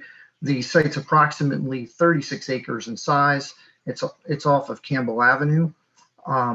The site's currently zoned R3 in the proposed expansion, and its use is consistent with the city zoning district. When we did our initial presentation to this board, we did talk about some parking relief as it relates to the ratios for parking. The city code is a 2-to-1 ratio. And we did go to the zoning board, and the zoning board did grant us a 1.5-to-1 ratio for parking relief for 1.5-to-1 for each unit. And the plan actually proposes 16 apartment buildings, so for that total of 144. And the expansion follows some of the existing utilities that were previously installed on the site as it relates to water and sewer, as well as extends the internal existing roadways that were previously constructed as part of the Country Gardens project originally. So all of our water and sewer services will extend off of existing infrastructure that's already within the site. Stormwater management will be managed on site via a number of stormwater management practices that will be done in accordance with the New York State DEC stormwater design standards and the general stormwater permit. So we'll have to capture and treat our stormwater runoff before it exits the site. The existing project, the existing facility has a walking trail network that traverses the project site. The new expansion will allow us to expand that trail network around the new development, and also make some provisions to connect that on-site trail network to the Troy Urban Trail system that's adjacent to the site. So one of the things that we did since we were before you last was we did reduce the developed area that we were working with. So we tightened our plan up a little bit so that it allows us to keep additional green space.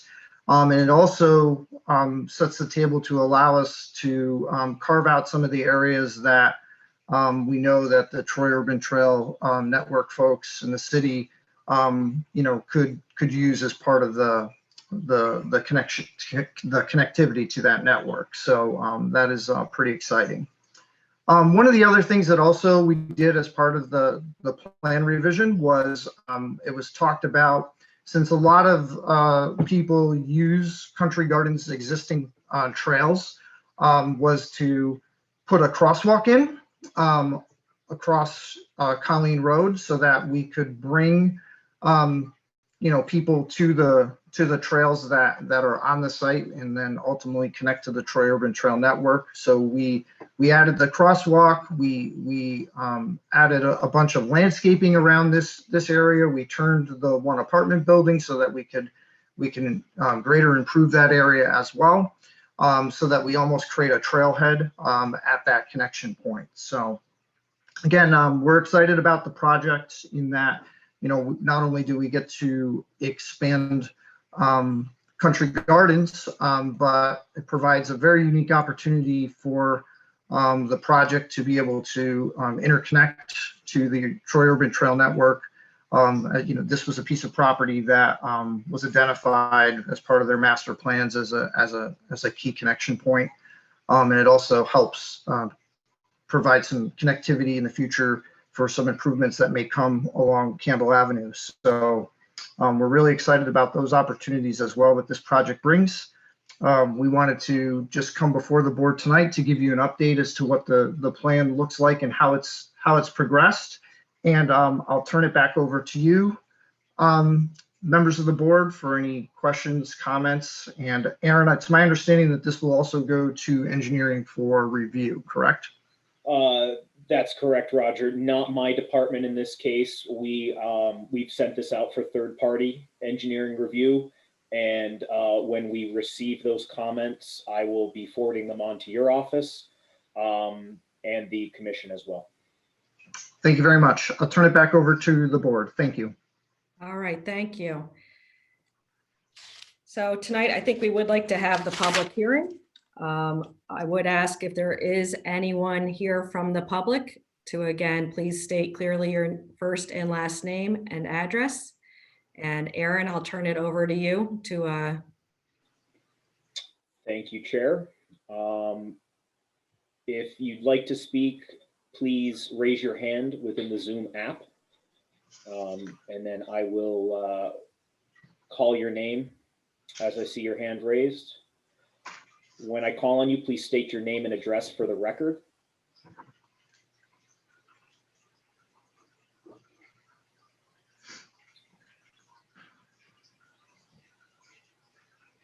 Can we stop sharing the screen just for a second? I think it might make it easier for people to figure out how to raise their hands. Thank you.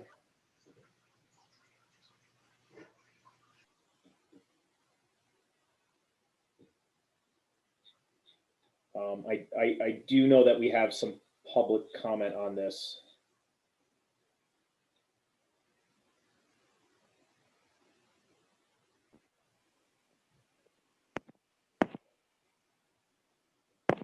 Carlo, go ahead. How you doing? My name is Carlos Sorianto, 2 Adair Road. I also do all building plans review for the City of Troy code enforcement. You guys can hear me, correct?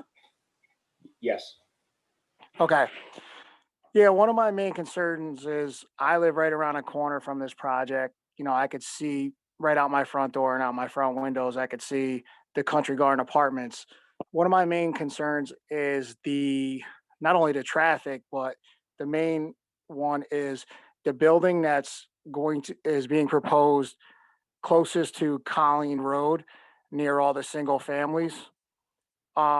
This neighborhood is predominantly mainly 80% one-story single-story ranches, and there are some two-story and some 1.5-story type buildings. Now, where that's being located, most of the buildings are single-story ranches, and to put a building 3 stories high, right in front of their eyes, or basically right in front of their house, gives me kind of concern that we are no longer living in we're all R1 on our side of the street. I know that is an R3, but everybody we call it Emerald Greens, everybody on the other side of the street is in an R1 zone. So it's only single family. There are no two families. They're all single families. And to put that building that close to the road, there's no buffer. Now, when the Country Gardens was first built, I'm assuming the reason why they set it back over a few hundred feet was to have that buffer zone from the R1 area.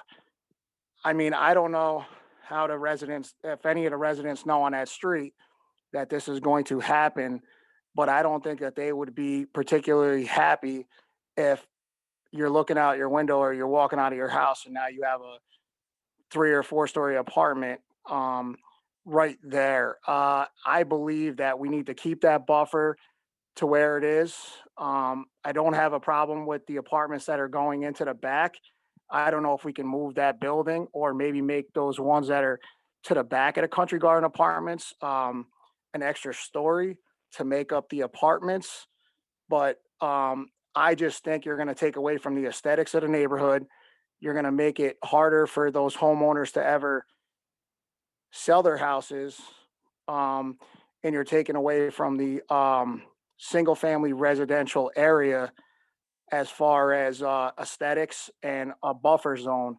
I believe the way it is now is okay. It's not ideal, but at the same time, now if you're throwing another apartment building towards the road, I just feel that it takes away from the neighborhood, and it takes away from those houses of being a single family house. You know what I mean?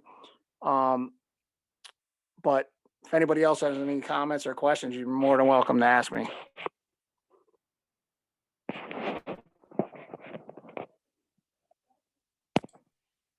Thank you. Is there any additional public comment? Again, please, if you can, use the raise your hand feature on the Zoom app.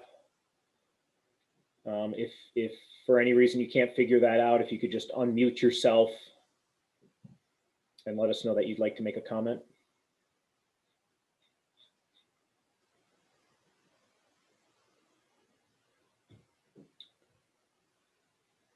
Chair, I believe that is all we have for public comment at this point. Okay, thank you, Aaron. I would ask if there's a member of the board that would make a motion to close the public hearing. This is Anthony. Chair, if I could, as the applicant has yet to finish the engineering review, you may wish to keep the public hearing open for an additional meeting. All right, so we'll adjourn the public hearing. Do we need a motion for that? I don't believe so. If you just continue, when you continue on to the next agenda item, you will have adjourned the public hearing. Okay, thank you. So I would ask if there's do any of the commissioners have questions of the applicant tonight?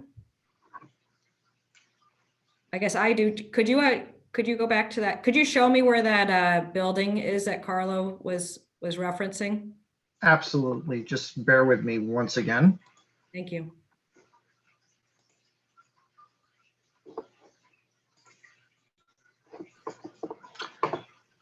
Okay, hopefully I have it up there. Okay, so yeah, so the building that Carlo is referring to is this unit here, actually right near the crosswalk that I was speaking of just a moment ago. So this is Colleen right here. The BOCES facilities on this side. One of the existing entrances to Country Gardens is right here. So these are existing units that you see that don't have any dark shading. And then the unit in question is this one that's towards the front, that would be in front of the other existing 3-story 12-unit building. So, and then the balance of the units are all in the back, as Carlos indicated.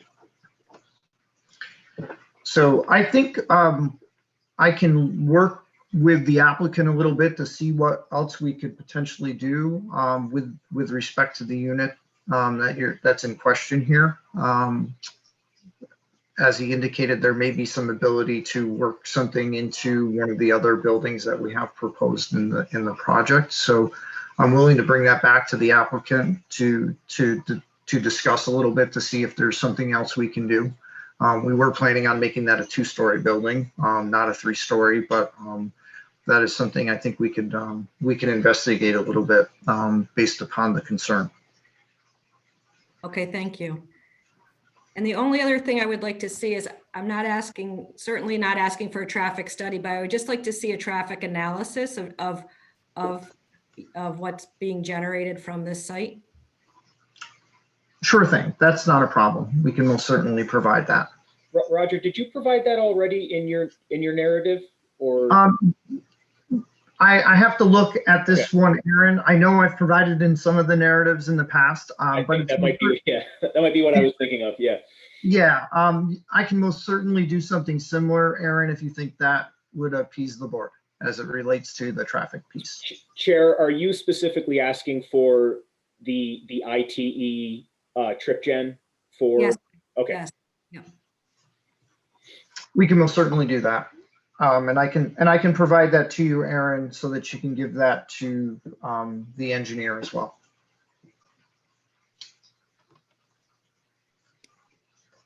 All right. Do any other commissioners have any questions or comments this evening? No, not at this time. Okay, thank you. Hearing no further comments. Madam Chair, it's Andy. Yes. If possible, could we just announce what the January meeting date is? So we're stating what date it's adjourned to. That way we don't have to republish notice if we Yes. know the date. Does anybody know the date? I will. I don't know that we've set a date yet, so I will do that on the fly right now. Let's call it January 28th.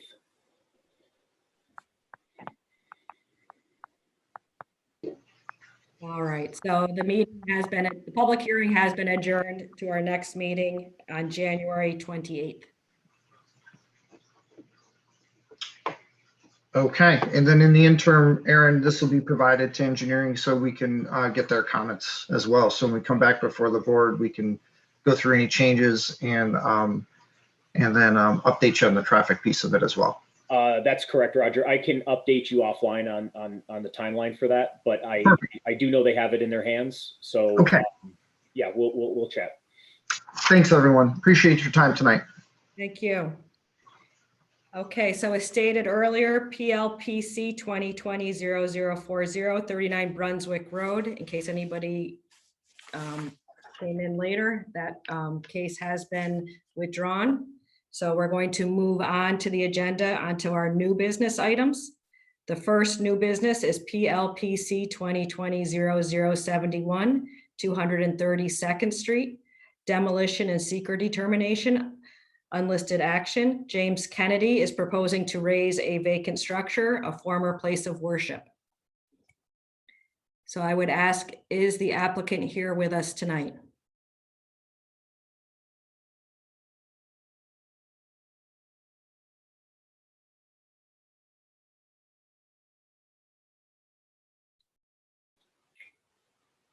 Hello, is there anyone? Andy, can you fill us in if the applicant is not, if the applicant's not here? Can, If the applicant isn't here, it's, I mean, you have the ability to continue it. You really wouldn't want to, as a board, discuss the merits in depth of the application without giving the applicant the opportunity to present. That being said, if there are people here who wanted to comment on a particular application, since they're here, you may want to consider giving them the ability to do so. You know, in a Zoom world, sometimes people can't connect. You know, we had a storm today. If the applicant doesn't make themselves known, I would suggest you definitely continue it to the meeting of January 28th.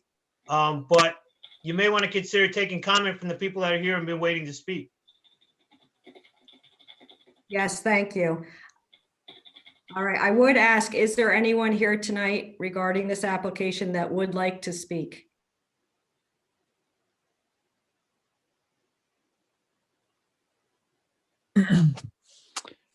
Hey, Madam Chair, this is James Rath in the Planning Department. I'd like to just make a comment. I also staff the Historic Review Commission, and they've expressed some frustration with this scenario specifically and other scenarios that are like it.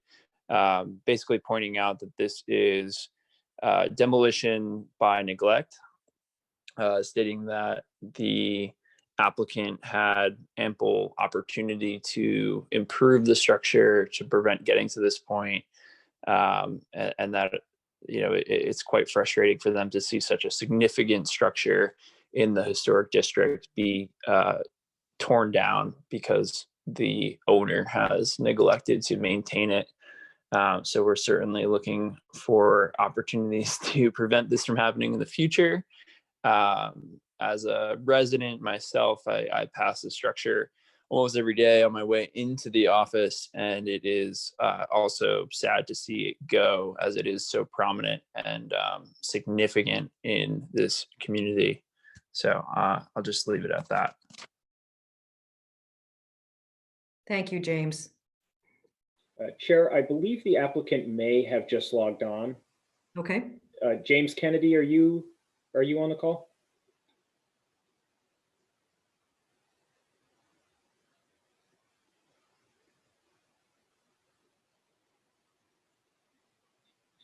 Perhaps I was mistaken. I saw James log on. All right. All right, is there anyone else here from the public tonight that would like to speak regarding this application?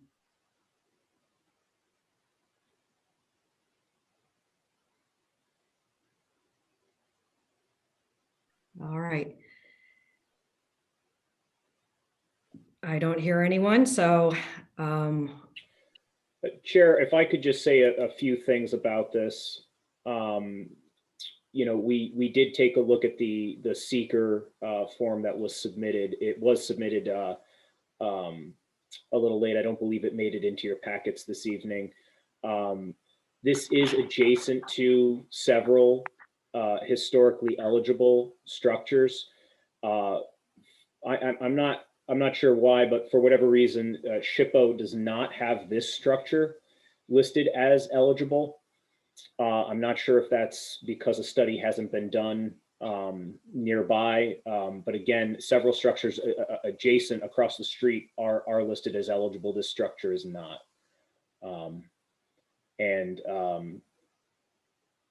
You know, as James from planning stated, you know, this building has been in need of some repair, and at this point, it has become a public safety concern, which is why the applicant has installed some fencing around the structure and is now looking to demolish it.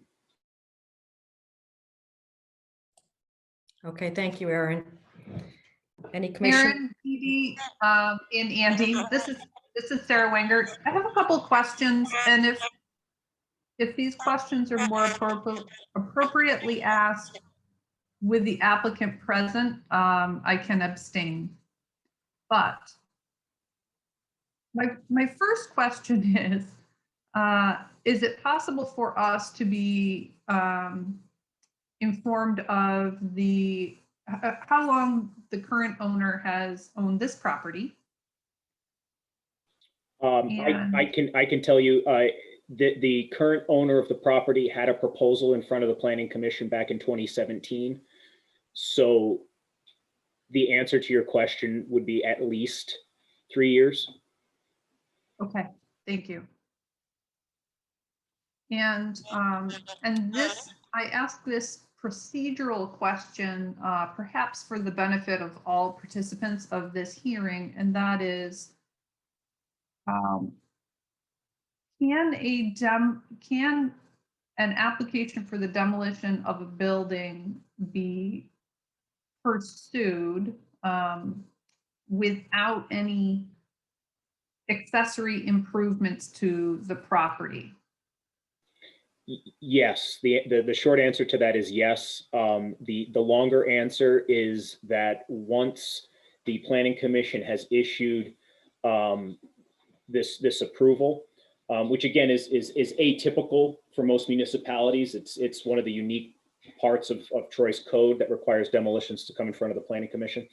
Once the Planning Commission has approved a demolition, code enforcement and engineering take over at that point and work with the owner in order to arrive at a plan for restoration. So in this particular case, the plan would be to leave a portion of the structure's wall in place, and that would allow for the structure to continue to act as a retaining wall, which part of it is acting in that capacity, and the remainder of the site would be restored to lawn.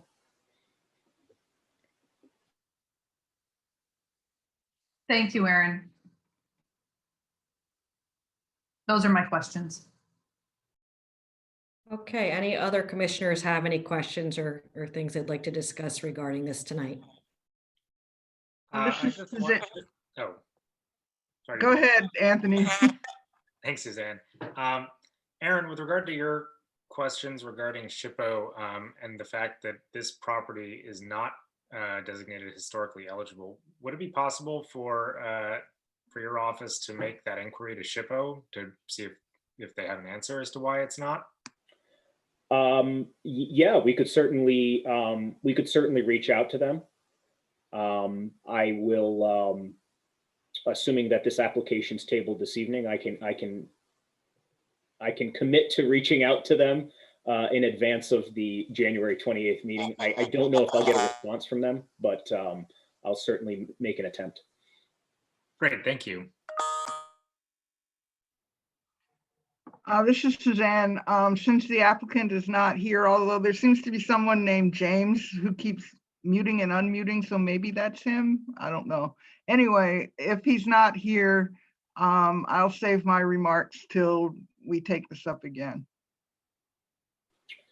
Is the mysterious James on this call James Kennedy, the applicant for 230 2nd Street?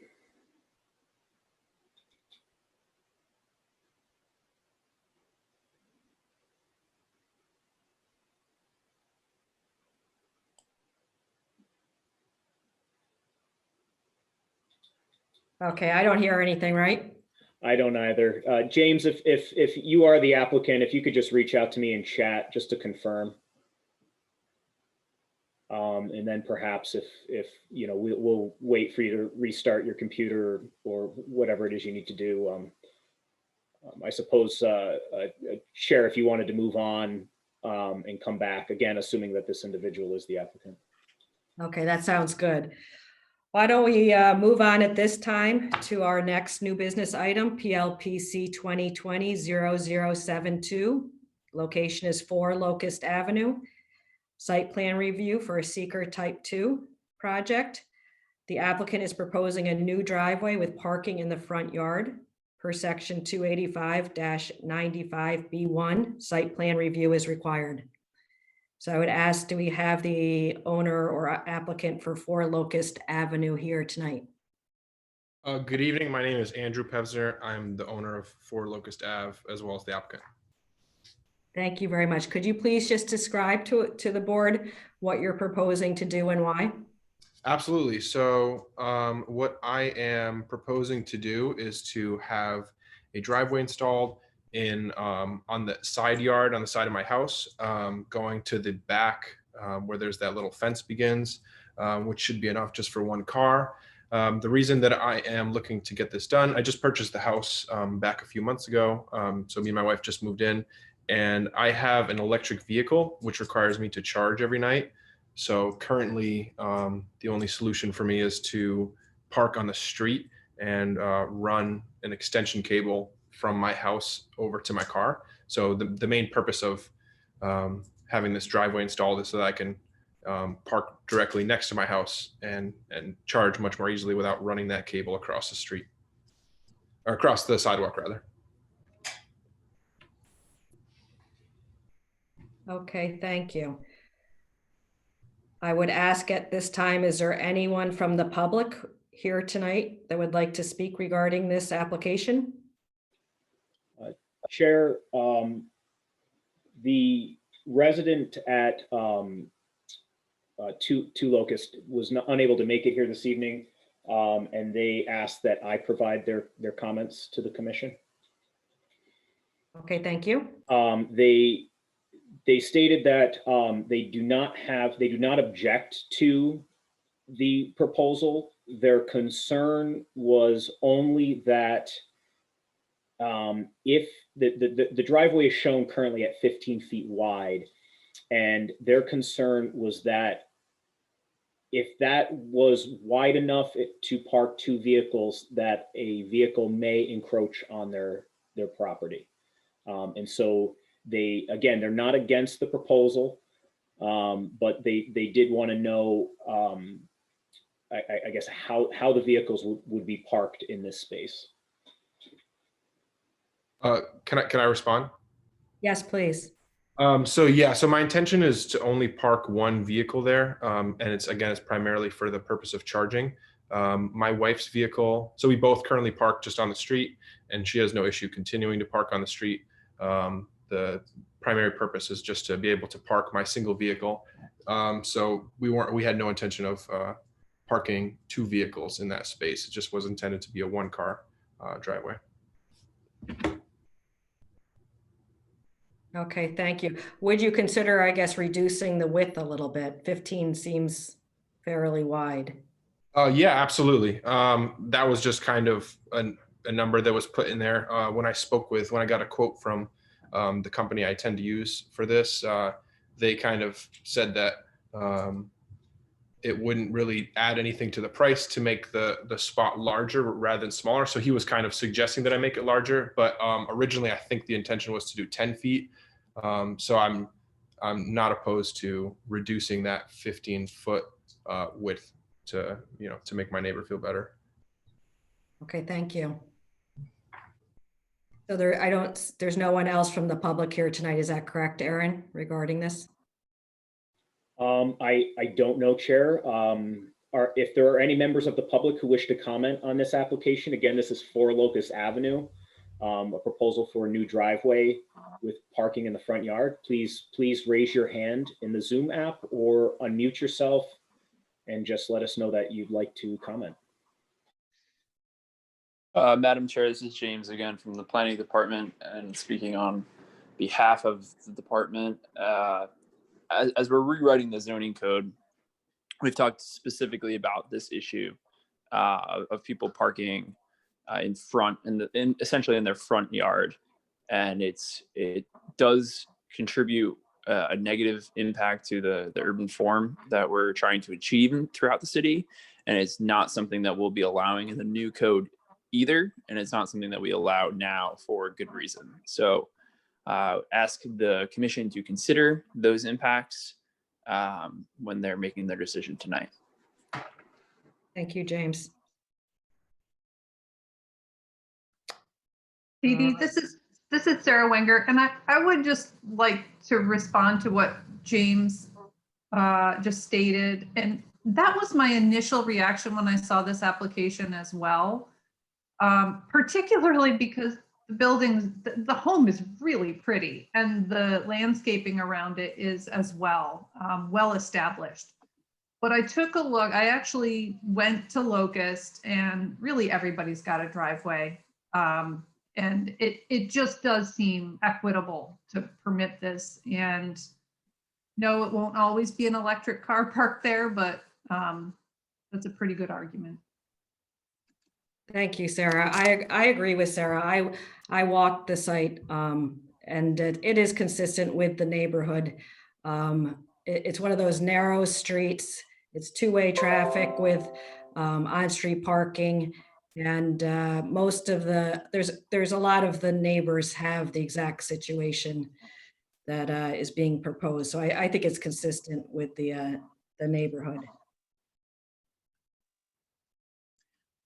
This is Barbara Higbee. Barbara, it's hard to hear you. If you could get closer to your microphone. Okay, can you hear me now? Yes, we can. Okay, I am not against approving a parking space, but I would like to see it, first of all, smaller. I'm very relieved that the owner has said 10 feet wide would be sufficient.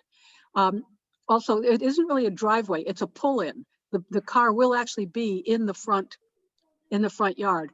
So I would like to see it pushed as close to the owner's home as it can be, so that the 5 feet that's taken off gives more space to the, just brings it close to his house. It looked to me like there wasn't even a 1 foot buffer when it was at 15 feet. So I think that just the spacing and the size should be, get it as small as is practical and then pushed as close to the owner's own home. And then it is very nice with the sidewalk and the little pavers. Maybe some of it could even be pavers, but I know that's a hassle for plowing. But I have no objection to having the pull-in on that street. So, but it's a pull-in, it's not really a driveway. Yes, thank you.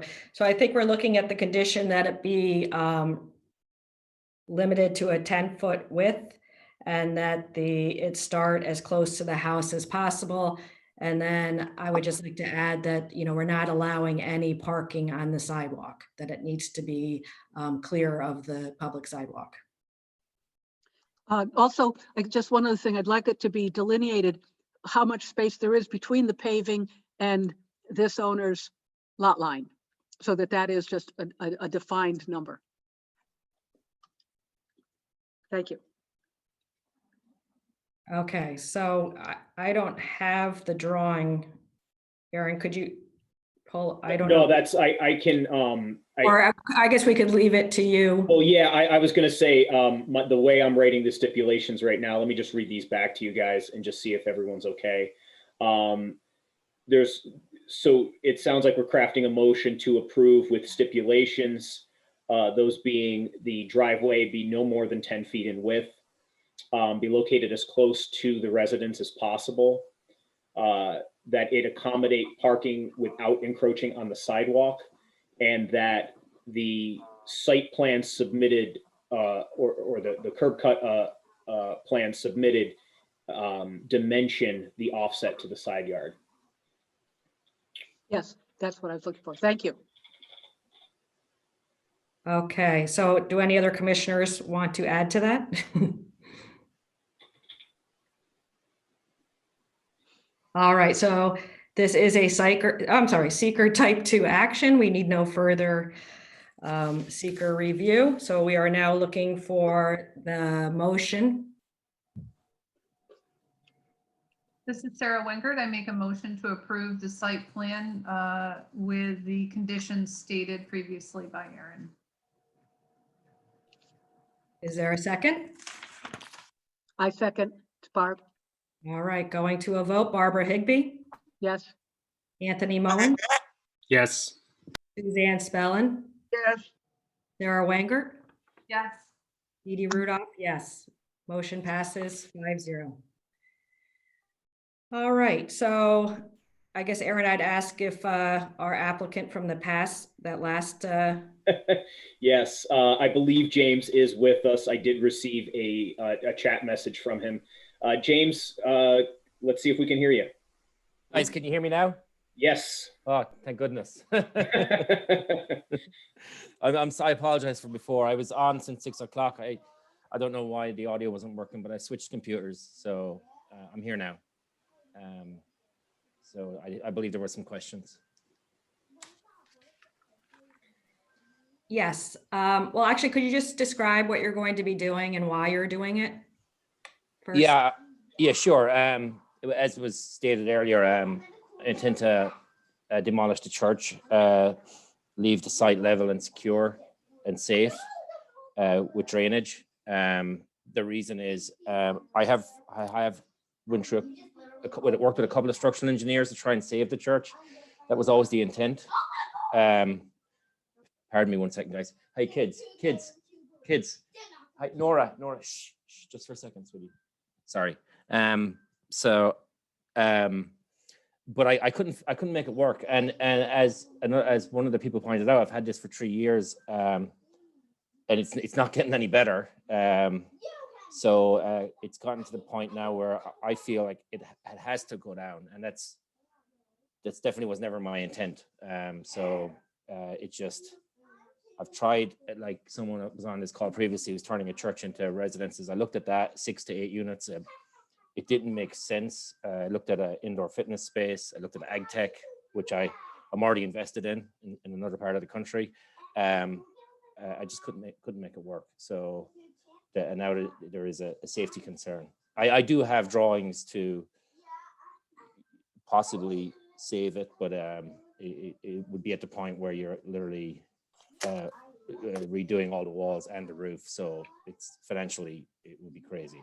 So that's where it's at. Okay. So we already asked for public comment. I will ask at this time, now that you've heard the applicant's proposal, are there any questions or comments from the public? Hello, I have a question. This is Eileen McDermott, Troy City Council.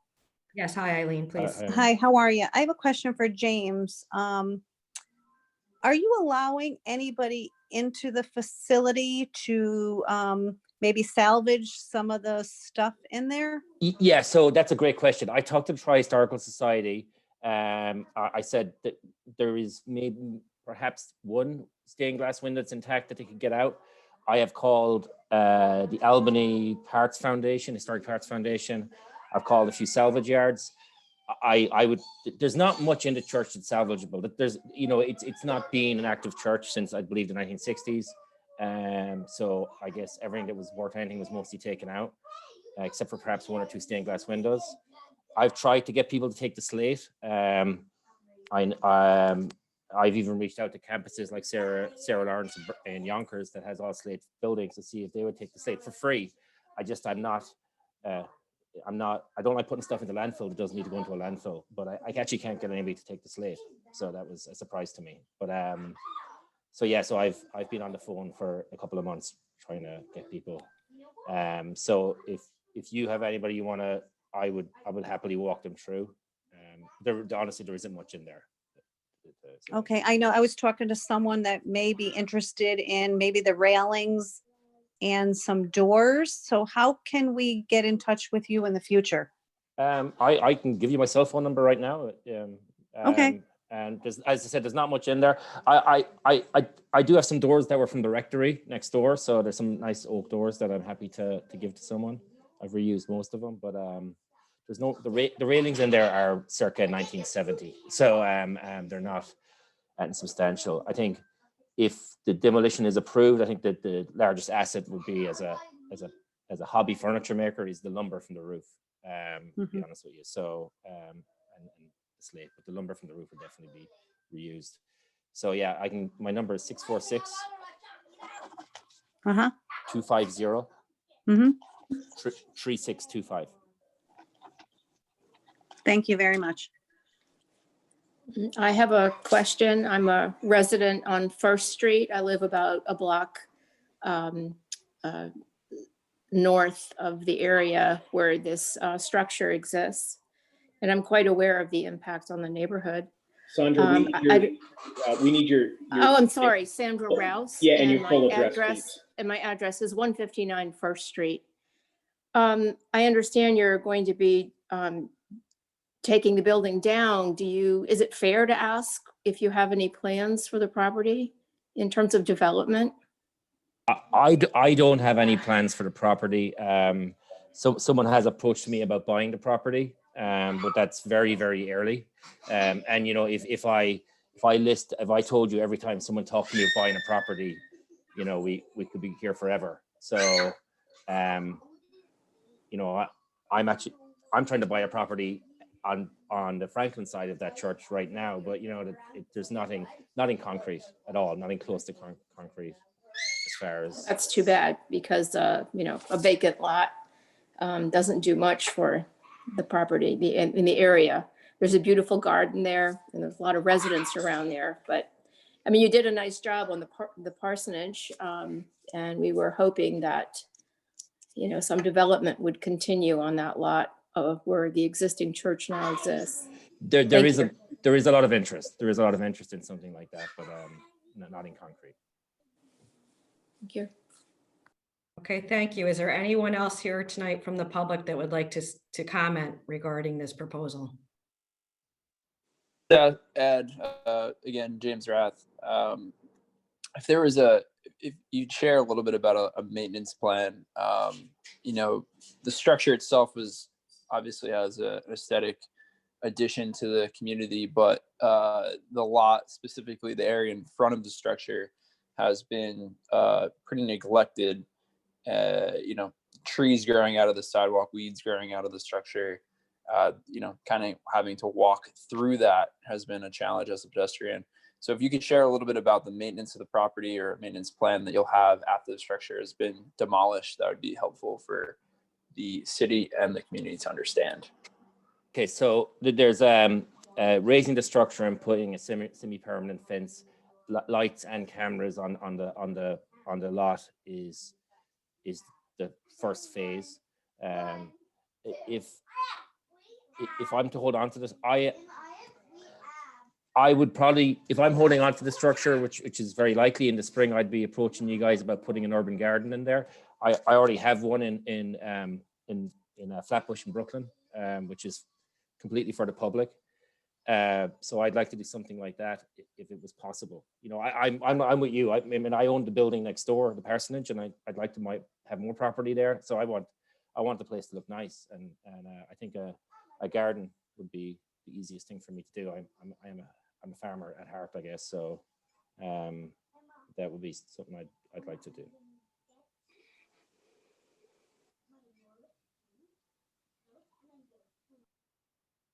Okay, James, is that it? Any other comments? Yeah. Sorry, one more thing. I do have now finally full-time staff in Troy all the time, so maintenance is not an issue. I mean, they're up there right now dealing with the snow as everybody is. So maintenance moving forward isn't an issue because I have enough property to pay for staff up there. So.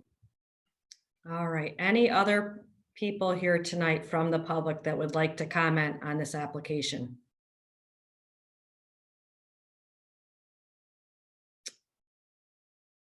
Is there anyone from the board that would like to question or comment this application? I know Suzanne, you had some questions. I have more of a comment, actually. James, I'm also from Brooklyn, so I hear you. I'm really sorry that this building has to go down. It's incredibly historic, both for the French Baptists and for the city in general. It was a great looking building. And I just hope that we as the city learn something from this and do whatever we have to do to protect our buildings before they reach a state where there's no other alternative but to tear them down. And I'm sorry to see this one go. This might sound weird, but Suzanne, I completely agree with you. Everybody I talk to that's moving to Troy, and you meet a lot of people that are moving to Troy, the buildings is the number one thing they say.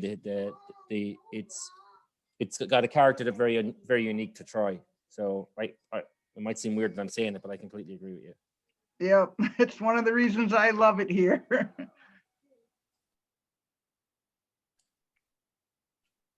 Okay, thank you, Suzanne. Any other commissioners have any questions or comments this evening?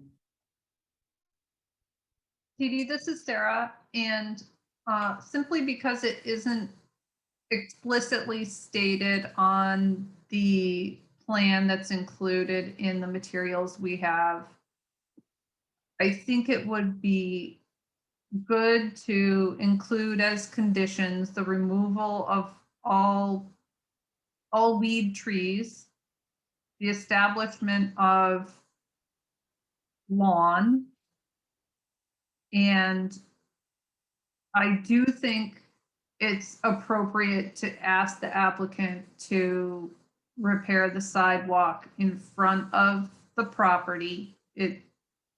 I'm looking at I'm just looking at Google images. They could be outdated, but the sidewalk should be in good condition when this demolition project has been completed. I'm fine with all that. That seems reasonable. Thank you.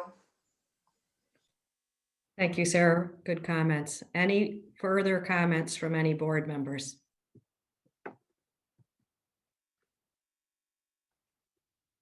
All right, is there a motion to close the public hearing?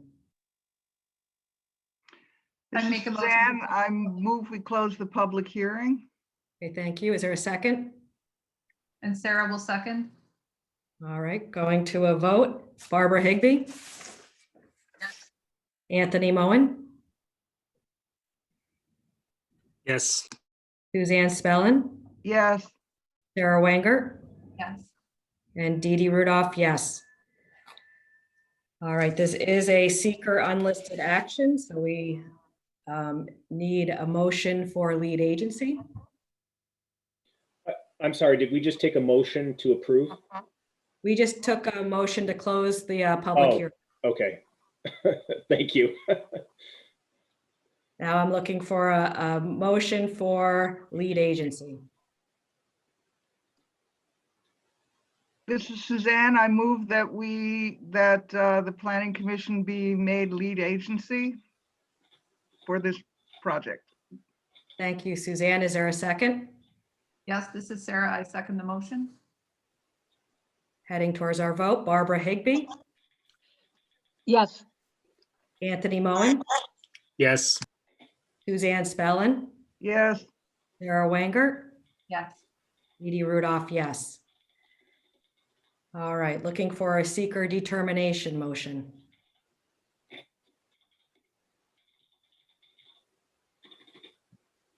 This is Sarah. I make a motion that we identify this as a negative declaration. Thank you, Sarah. Is there a second? This is Barb. I second it. Barbara Higbee seconds. Going to a vote. Barbara Higbee?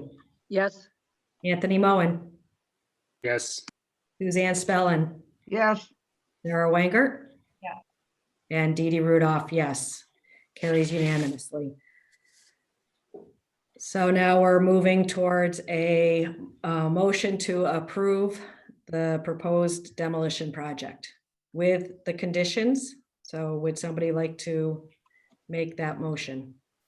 This is Sarah. I'll make a motion to approve the application to demolish the structure with the conditions that all weed trees and weed vegetation be removed from the site. That with the exception of the retaining wall remaining, that the property be reseeded, and that all concrete sidewalk along 2nd Street in front of the property be restored and replaced. I second the motion. Thank you, Suzanne. Going to a vote. Barbara Higbee? Yes. Anthony Moen? Yes. Suzanne Spellin? Yes. Sarah Wanger? Yes. And Dee Dee Rudolph, yes. Motion carries 5-0 approved. All right, thank you. Good luck, James. Thank you, guys. Thank you so much. Yeah, good luck. Thank you. Okay, so now we're heading to our last item on our agenda. PLPC 2020. 0073. This is Taylor Apartments, demolition, site plan review, and seeker determination, type 1 action. Taylor 1 LLC is proposing to demolish the vacant Taylor 1 and 2 towers and construct a 90-unit, 96,400 square foot mixed-use, mixed-income building that includes 64 replacement affordable housing units set aside for existing residents of currently occupied Taylor 4 building. The applicant is represented by Chazen Industries. Are you here? You are here, Roger. I will turn it over to you for you to present the project. Actually, Dee Dee, before we let them begin their presentation, I'm going to have to recuse myself from consideration of this application.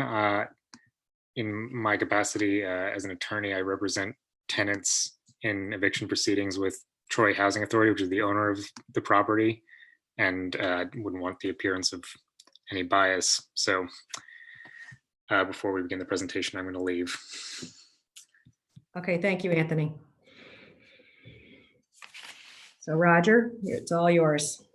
Okay. Thank you, members of the board. Again, Roger Keating from the Chazen Companies. We were before this board back at the end of October for an overall informational presentation on the project. So you've seen this before. So I will do an overview for you of the project. I'll have to share my screen here once again, so bear with me.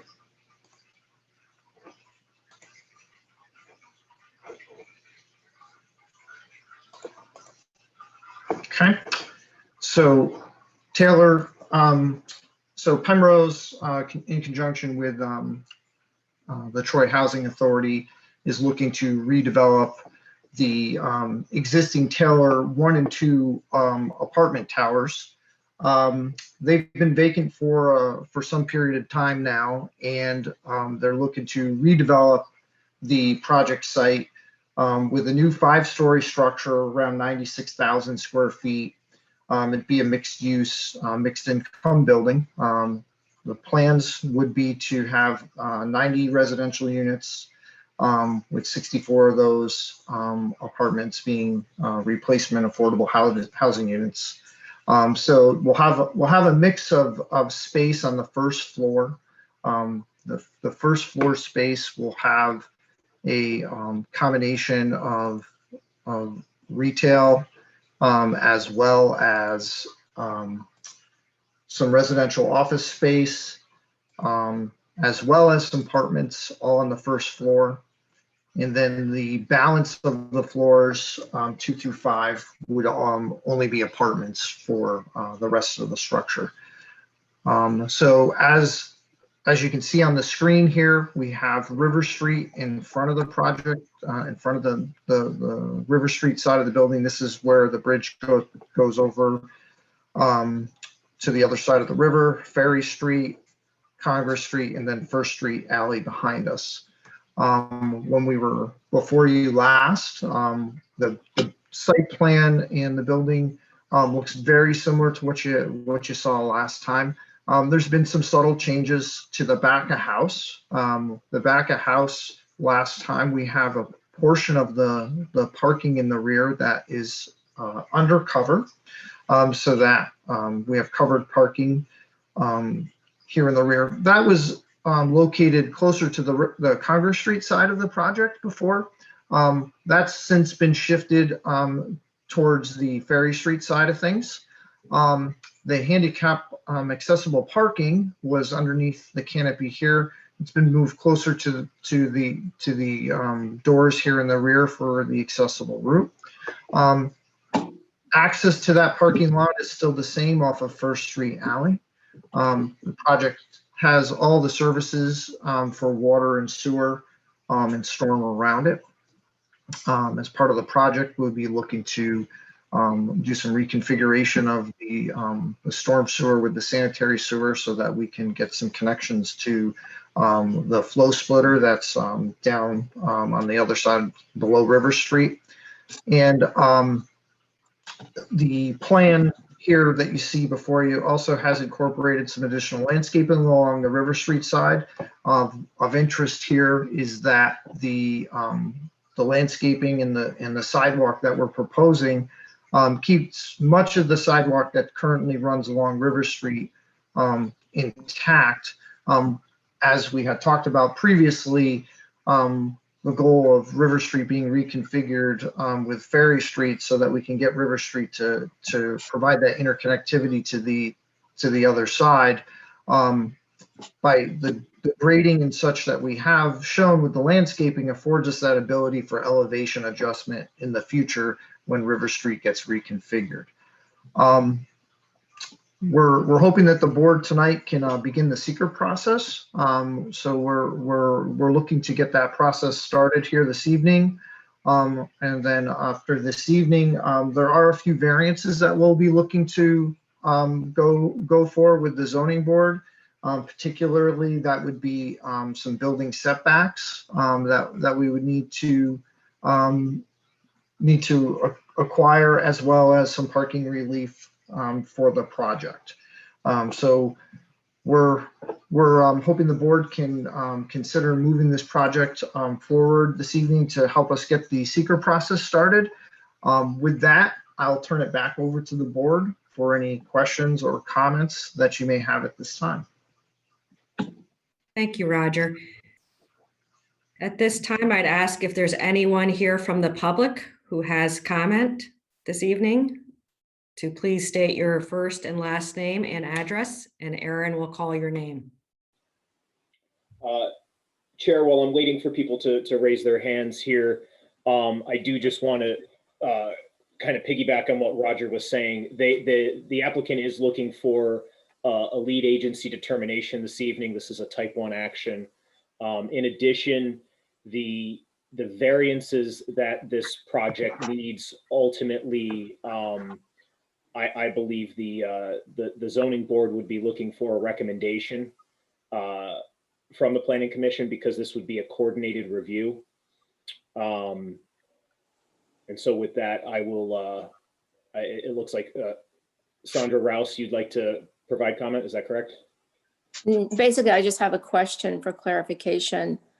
I'm Sandra Rouse. I live at 159 First Street. I'm a little confused about the Ferry Street boundary. So I mean, I know Ferry Street runs underground with the tunnel, and I'm not really sure where your lot is positioned there. I'm confused. Okay, let's see if I can help a little bit. So Ferry Street has a right of way. So as you are correct, you have the tunnel that goes down underneath that we all know.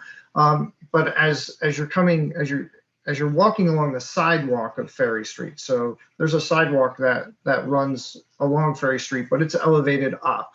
So it's not, it's not down by the road. It's up above where the retaining wall is, where the existing Taylor 1 and Taylor 2 buildings are today. The right of way of Ferry Street is just behind that sidewalk that lives out there. So that's around where the property line lives for that side of the existing Taylor 1 and 2 property.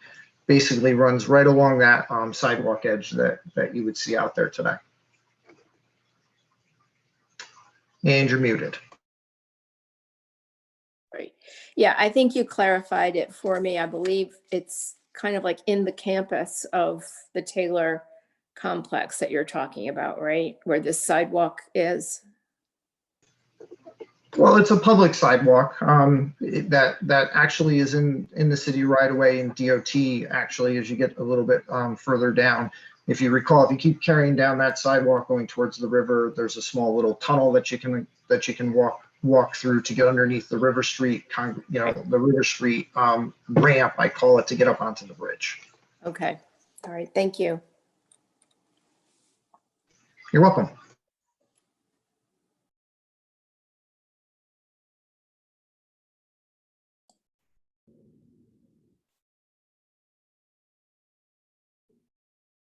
Okay, is there any further public comment this evening? I do see a hand up. Sandra 2, we'll call you. Please unmute yourself and state your name and address for the record. Can anybody hear me? Yes, I can hear you. Oh, okay. Well, I'm Sandra Parker. I'm actually a resident of Building 4 currently. I guess my question was regarding the parking for the new building that you're talking about. I was just wondering how many parking spaces were out there. Sure thing. There's 38 parking spaces proposed in the parking lot off of First Street Alley. Okay. And now what I'm wondering is, I'm assuming those are for tenants, correct? That's correct. All right. Now I know that they're saying they're going to have a community room for people to be able to rent out. When that happens and somebody is renting out, where are those people going to park in regards to where the tenants park? Because we had that problem here at Building 4. When they rented out the community room, you had people there that was parking and tenants were running into problems being able to park when we live here. Well, there is on-street parking out there as well in that area. And then I believe on the opposite side, there's additional parking down on the other housing authority parking lots. Are you talking about in Building 3 and Building 4? Yes. Okay, so I'm assuming those parking spots are going to be open and available once Building 1 and 2 are done over? I'm sorry? Okay, so what I'm saying is, when Building 1 and 2, once they do that actual project, you said there's like 38 parking spots. I was regarding just, I guess my question was regarding where people are going to park. And you're saying there's other parking in the area. Yes, there is, but very little. People live on River Street. People live on First Street. Russell Stage is down First Street. So as of right now, I don't see where there's a lot of parking available. So I'm just trying to figure that out. Hi, Sandra, this is Lee Jassy from Penrose. So residents would continue to park in their parking spots and guests would continue to park off-site. You're saying continue, but that doesn't make any sense because what I'm saying is right now, it's not going on now because of the pandemic. What I was saying is here we have, 84 apartments, and I believe there's about 50 something parking spots out there. But when housing rents out, the community rooms out there, when those guests come, they park in that parking lot because that's where they're directed to park. But it clashes with residents who pull in and then we don't have parking spots because they're being used up by somebody renting out the community room. Okay, thank you, Sandra. I think the board understands the comment, and I think it's a good comment, and we will definitely take it under consideration. I would ask, do you have any other comments besides the parking at this time? No, that was the comment I had at the moment. Okay, thank you very much. I appreciate it. Chair, Yeah. the next member of the public that wishes to speak is Thomas Houlihan. Hi, I'm actually responding to Sandra. My name is Thomas Houlihan. I work for the Housing Authority. I just wanted to mention that the rental space that's going to be offered is rental for a community agency to come be on site to serve the tenants and the broader public. It's not the typical community space rental that we do at some of our other sites where we rent out the space to tenants for birthday parties or bridal showers or things like that, just to be clear. Okay.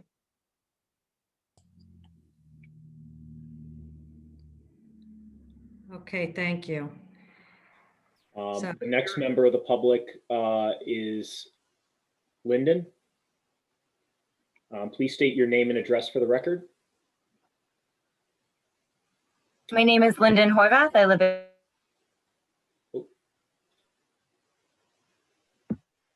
Okay. Try one. Can you hear me now? Yeah, sorry about that.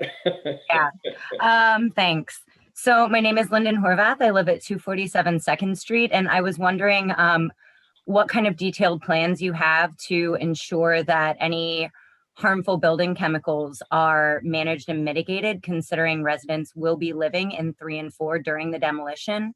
And yeah, are you doing an environmental impact assessment on this? What plans do you have to put forward?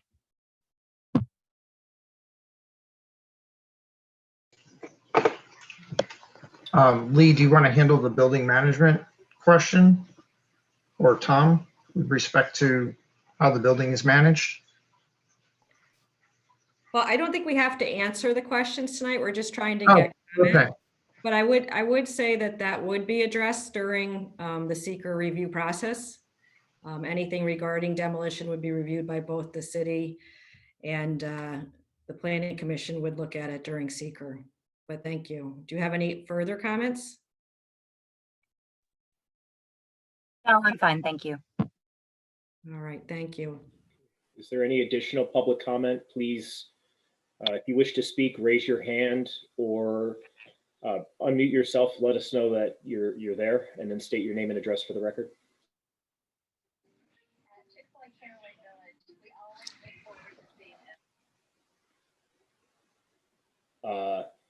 TMO.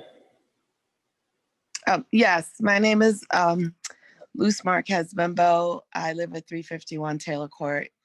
I have a question about language access. How is Troy Housing going to ensure that the Spanish-speaking population gets information about all of this work on 1 and 2 that you are doing so that they are aware in buildings 3 and 4?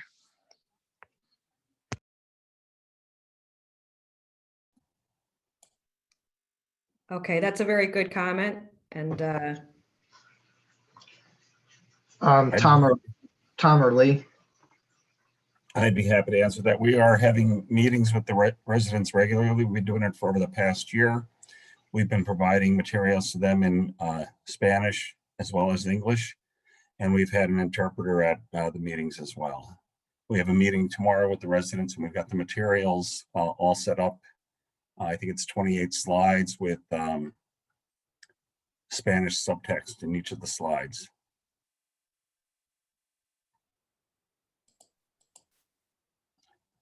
all right, do you have any further comments?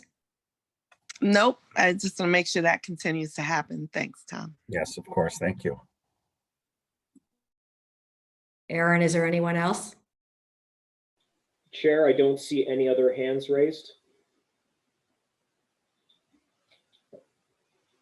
Okay, there being no one else that would like to speak tonight, do we want to have a motion to close the public hearing? Might I suggest, Chair, that you keep the public hearing open as the plans are still in flux, and my office has yet to assign this project to a third-party review engineer. We're working on that. Okay. Thank you. Thank you. So are there any questions or comments from any commissioners tonight?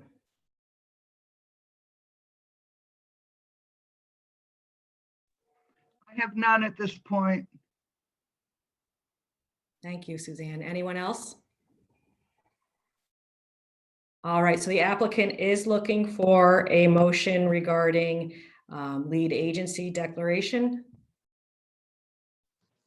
This is Sarah. I make a motion that the City of Troy Planning Commission serve as lead agency for seeker.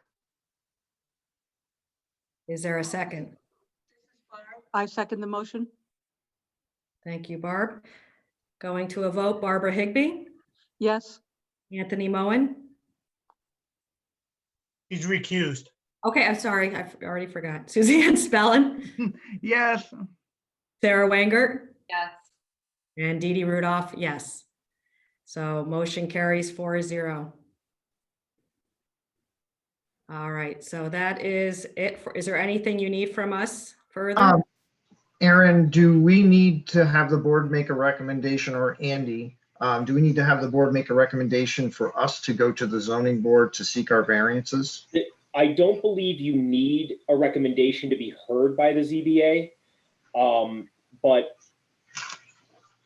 Chair, if the Planning Commission wants to discuss, I think it might be best if the Planning Commission discuss with the applicant this evening the variances they're seeking for this project and determine if a recommendation could be made at this stage. Again, the goal here would be to do a coordinated review, and that the ZBA will not do their own separate seeker review. So the ZBA will likely give a conditional approval conditioned upon the Planning Commission's acceptance of seeker. But in order for them to begin their review, I think a recommendation from the Planning Commission would go a long way, seeing as the Planning Commission is going to be lead agency. Okay, thank you. So Roger, could you run us through what variances you're looking for? I can. So we are seeking a variance for parking, and we are seeking area variances for building setbacks. I see Jen, our architect, is on the call. Jen, can you point me to the page that has the summary for that? Yeah, give me 1 second.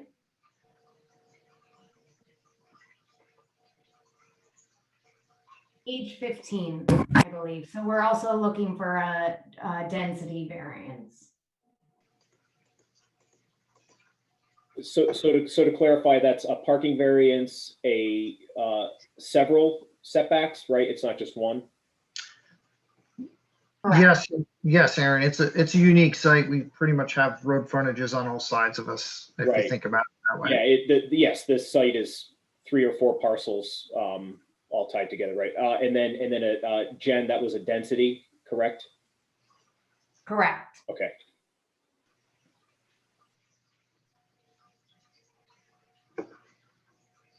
I'm just trying to get it on the screen here, guys. Bear with me.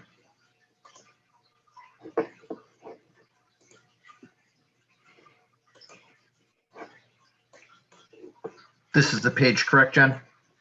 Yes. Yes.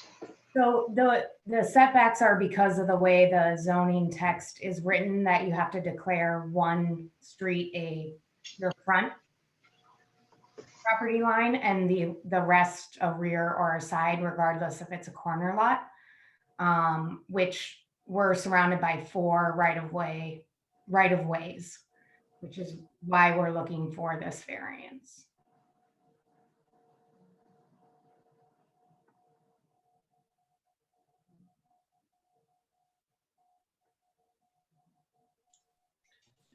Can I just ask, this is Andy Brick, I'm the attorney for the commission. As the applicant, are you stating that the project as proposed cannot be designed without these variances due to the nature of the number of street frontages that you have?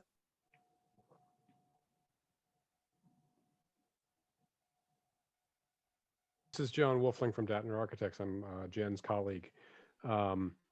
The site configuration and its frontages without these waivers, it can't be developed in a way that makes any sense. Understood. Thank you. Can you guys elaborate on that? Is the history of this site that when the Congress Street Bridge went in, the parcel existed prior to Congress Street going in, and then when Congress Street went in, it caused this issue?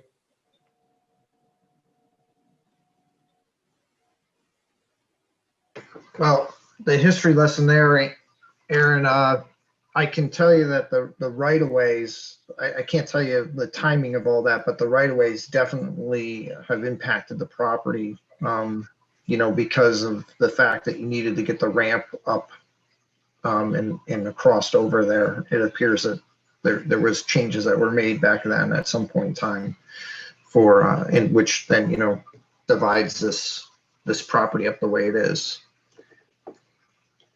That would be accurate. The ramps were put in the 70s. The buildings were built in the 50s. And the site, the 1 and 2 site was cut off from the remainder of the property when that ramp went in. The Congress Street Bridge at that time was on Congress Street in 1950. Thanks, Tom. Thank you.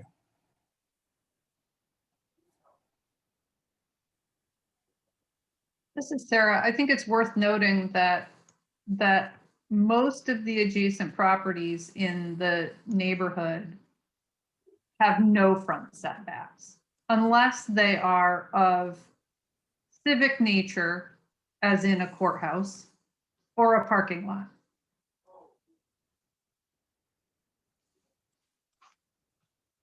That's actually a very good point and an integral part of our proposal. Our design is very much about continuing that historic fabric from the downtown district into this area of the city. So that's another, very valid reason for us requesting these waivers.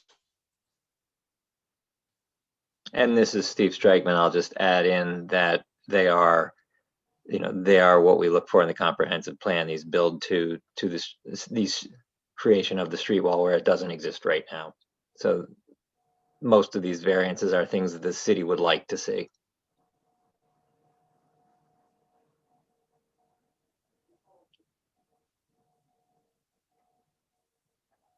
Okay, thank you.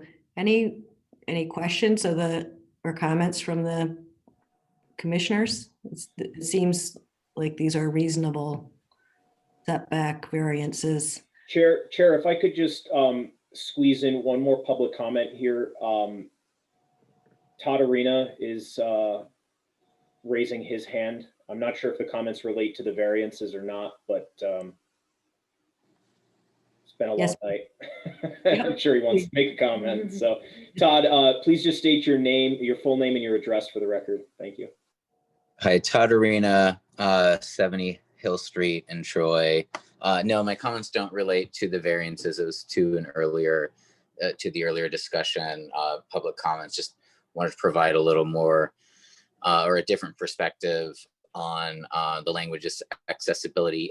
There has been some Spanish translation for tenant consultations, but it hasn't been fully consistent across all of the documents that have been provided, and there hasn't been live Spanish translation at the meetings.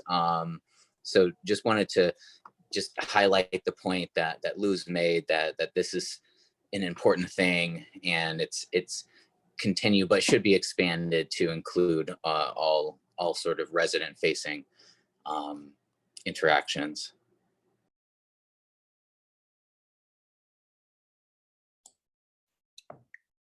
Okay, thank you, Todd. All right, commissioners, do you have any recommendations that you'd like to provide to the zoning board? This is Sarah Wingert. I believe that all of the variance requests that are being discussed are reasonable. And I would make a recommendation that they be granted.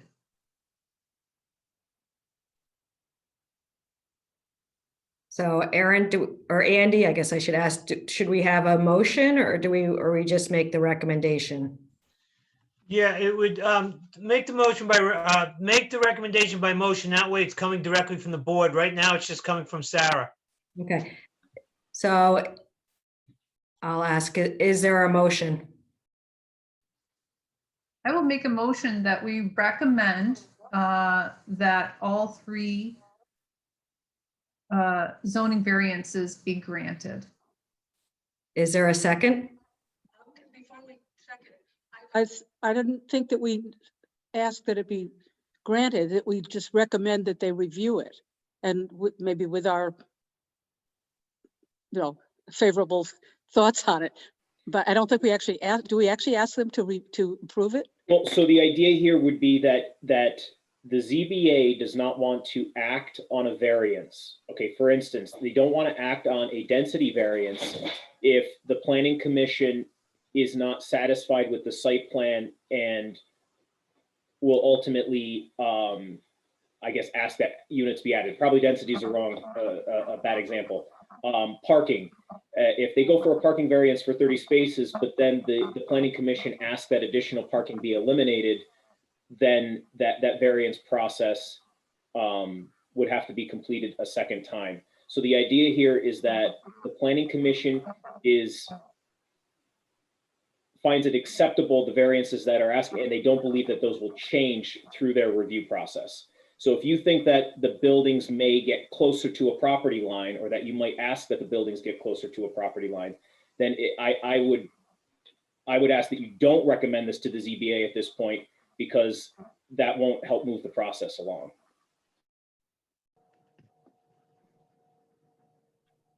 Okay, well, I think we do want to ask them to do it. So, okay, I understand. Thank you. Andy, is the language correct, or? I think what you can do is a motion of the planning commission to transmit to the Board of Zoning Appeals the position of the planning commission that the proposed variances, that you are supportive of the proposed variances and believe that they are improvements to the proposed project. Terrific. So we have a motion by Sarah. Do we want to amend it? I will amend or revise that. I wish I recorded what Andy said. Well, let me try again. It's a motion to transmit to the BZA that the planning commission is supportive of the variances requested and believes that they are positive impacts to the project, or they're supportive of the variances and believe they improve the proposed project.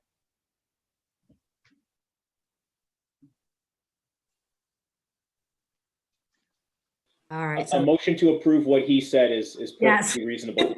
Okay. Really It's all appreciate recorded, that. so they'll figure it out. Yes, Sarah. Yeah. So Sarah's motion has been amended. Is there a second? This is Barb. Second, Okay, All right, Suzanne seconds. Going to a vote, Barbara Higbee, yes. Suzanne Spellin, yes. Sarah Wenger, Yes. and Dee Dee Rudolph, yes. Motion passes. All right, is there anything further that you need from us tonight? One housekeeping item, Madam Chair. Yes, please. I don't believe that you announced that the public hearing is going to be continued until January 28th. You did say you're going to continue it, but we should alert the public that's here this evening. It will be to January 28th. Yes, please. So the public hearing will be extended to our next meeting, January 28th, 2021. Okay. All right, so nothing further this evening. I will ask are you good? I saw your. Yeah, we're good. Thank you.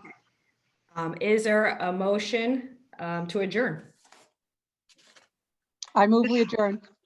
Barbara. I second. Seconded. All in favor?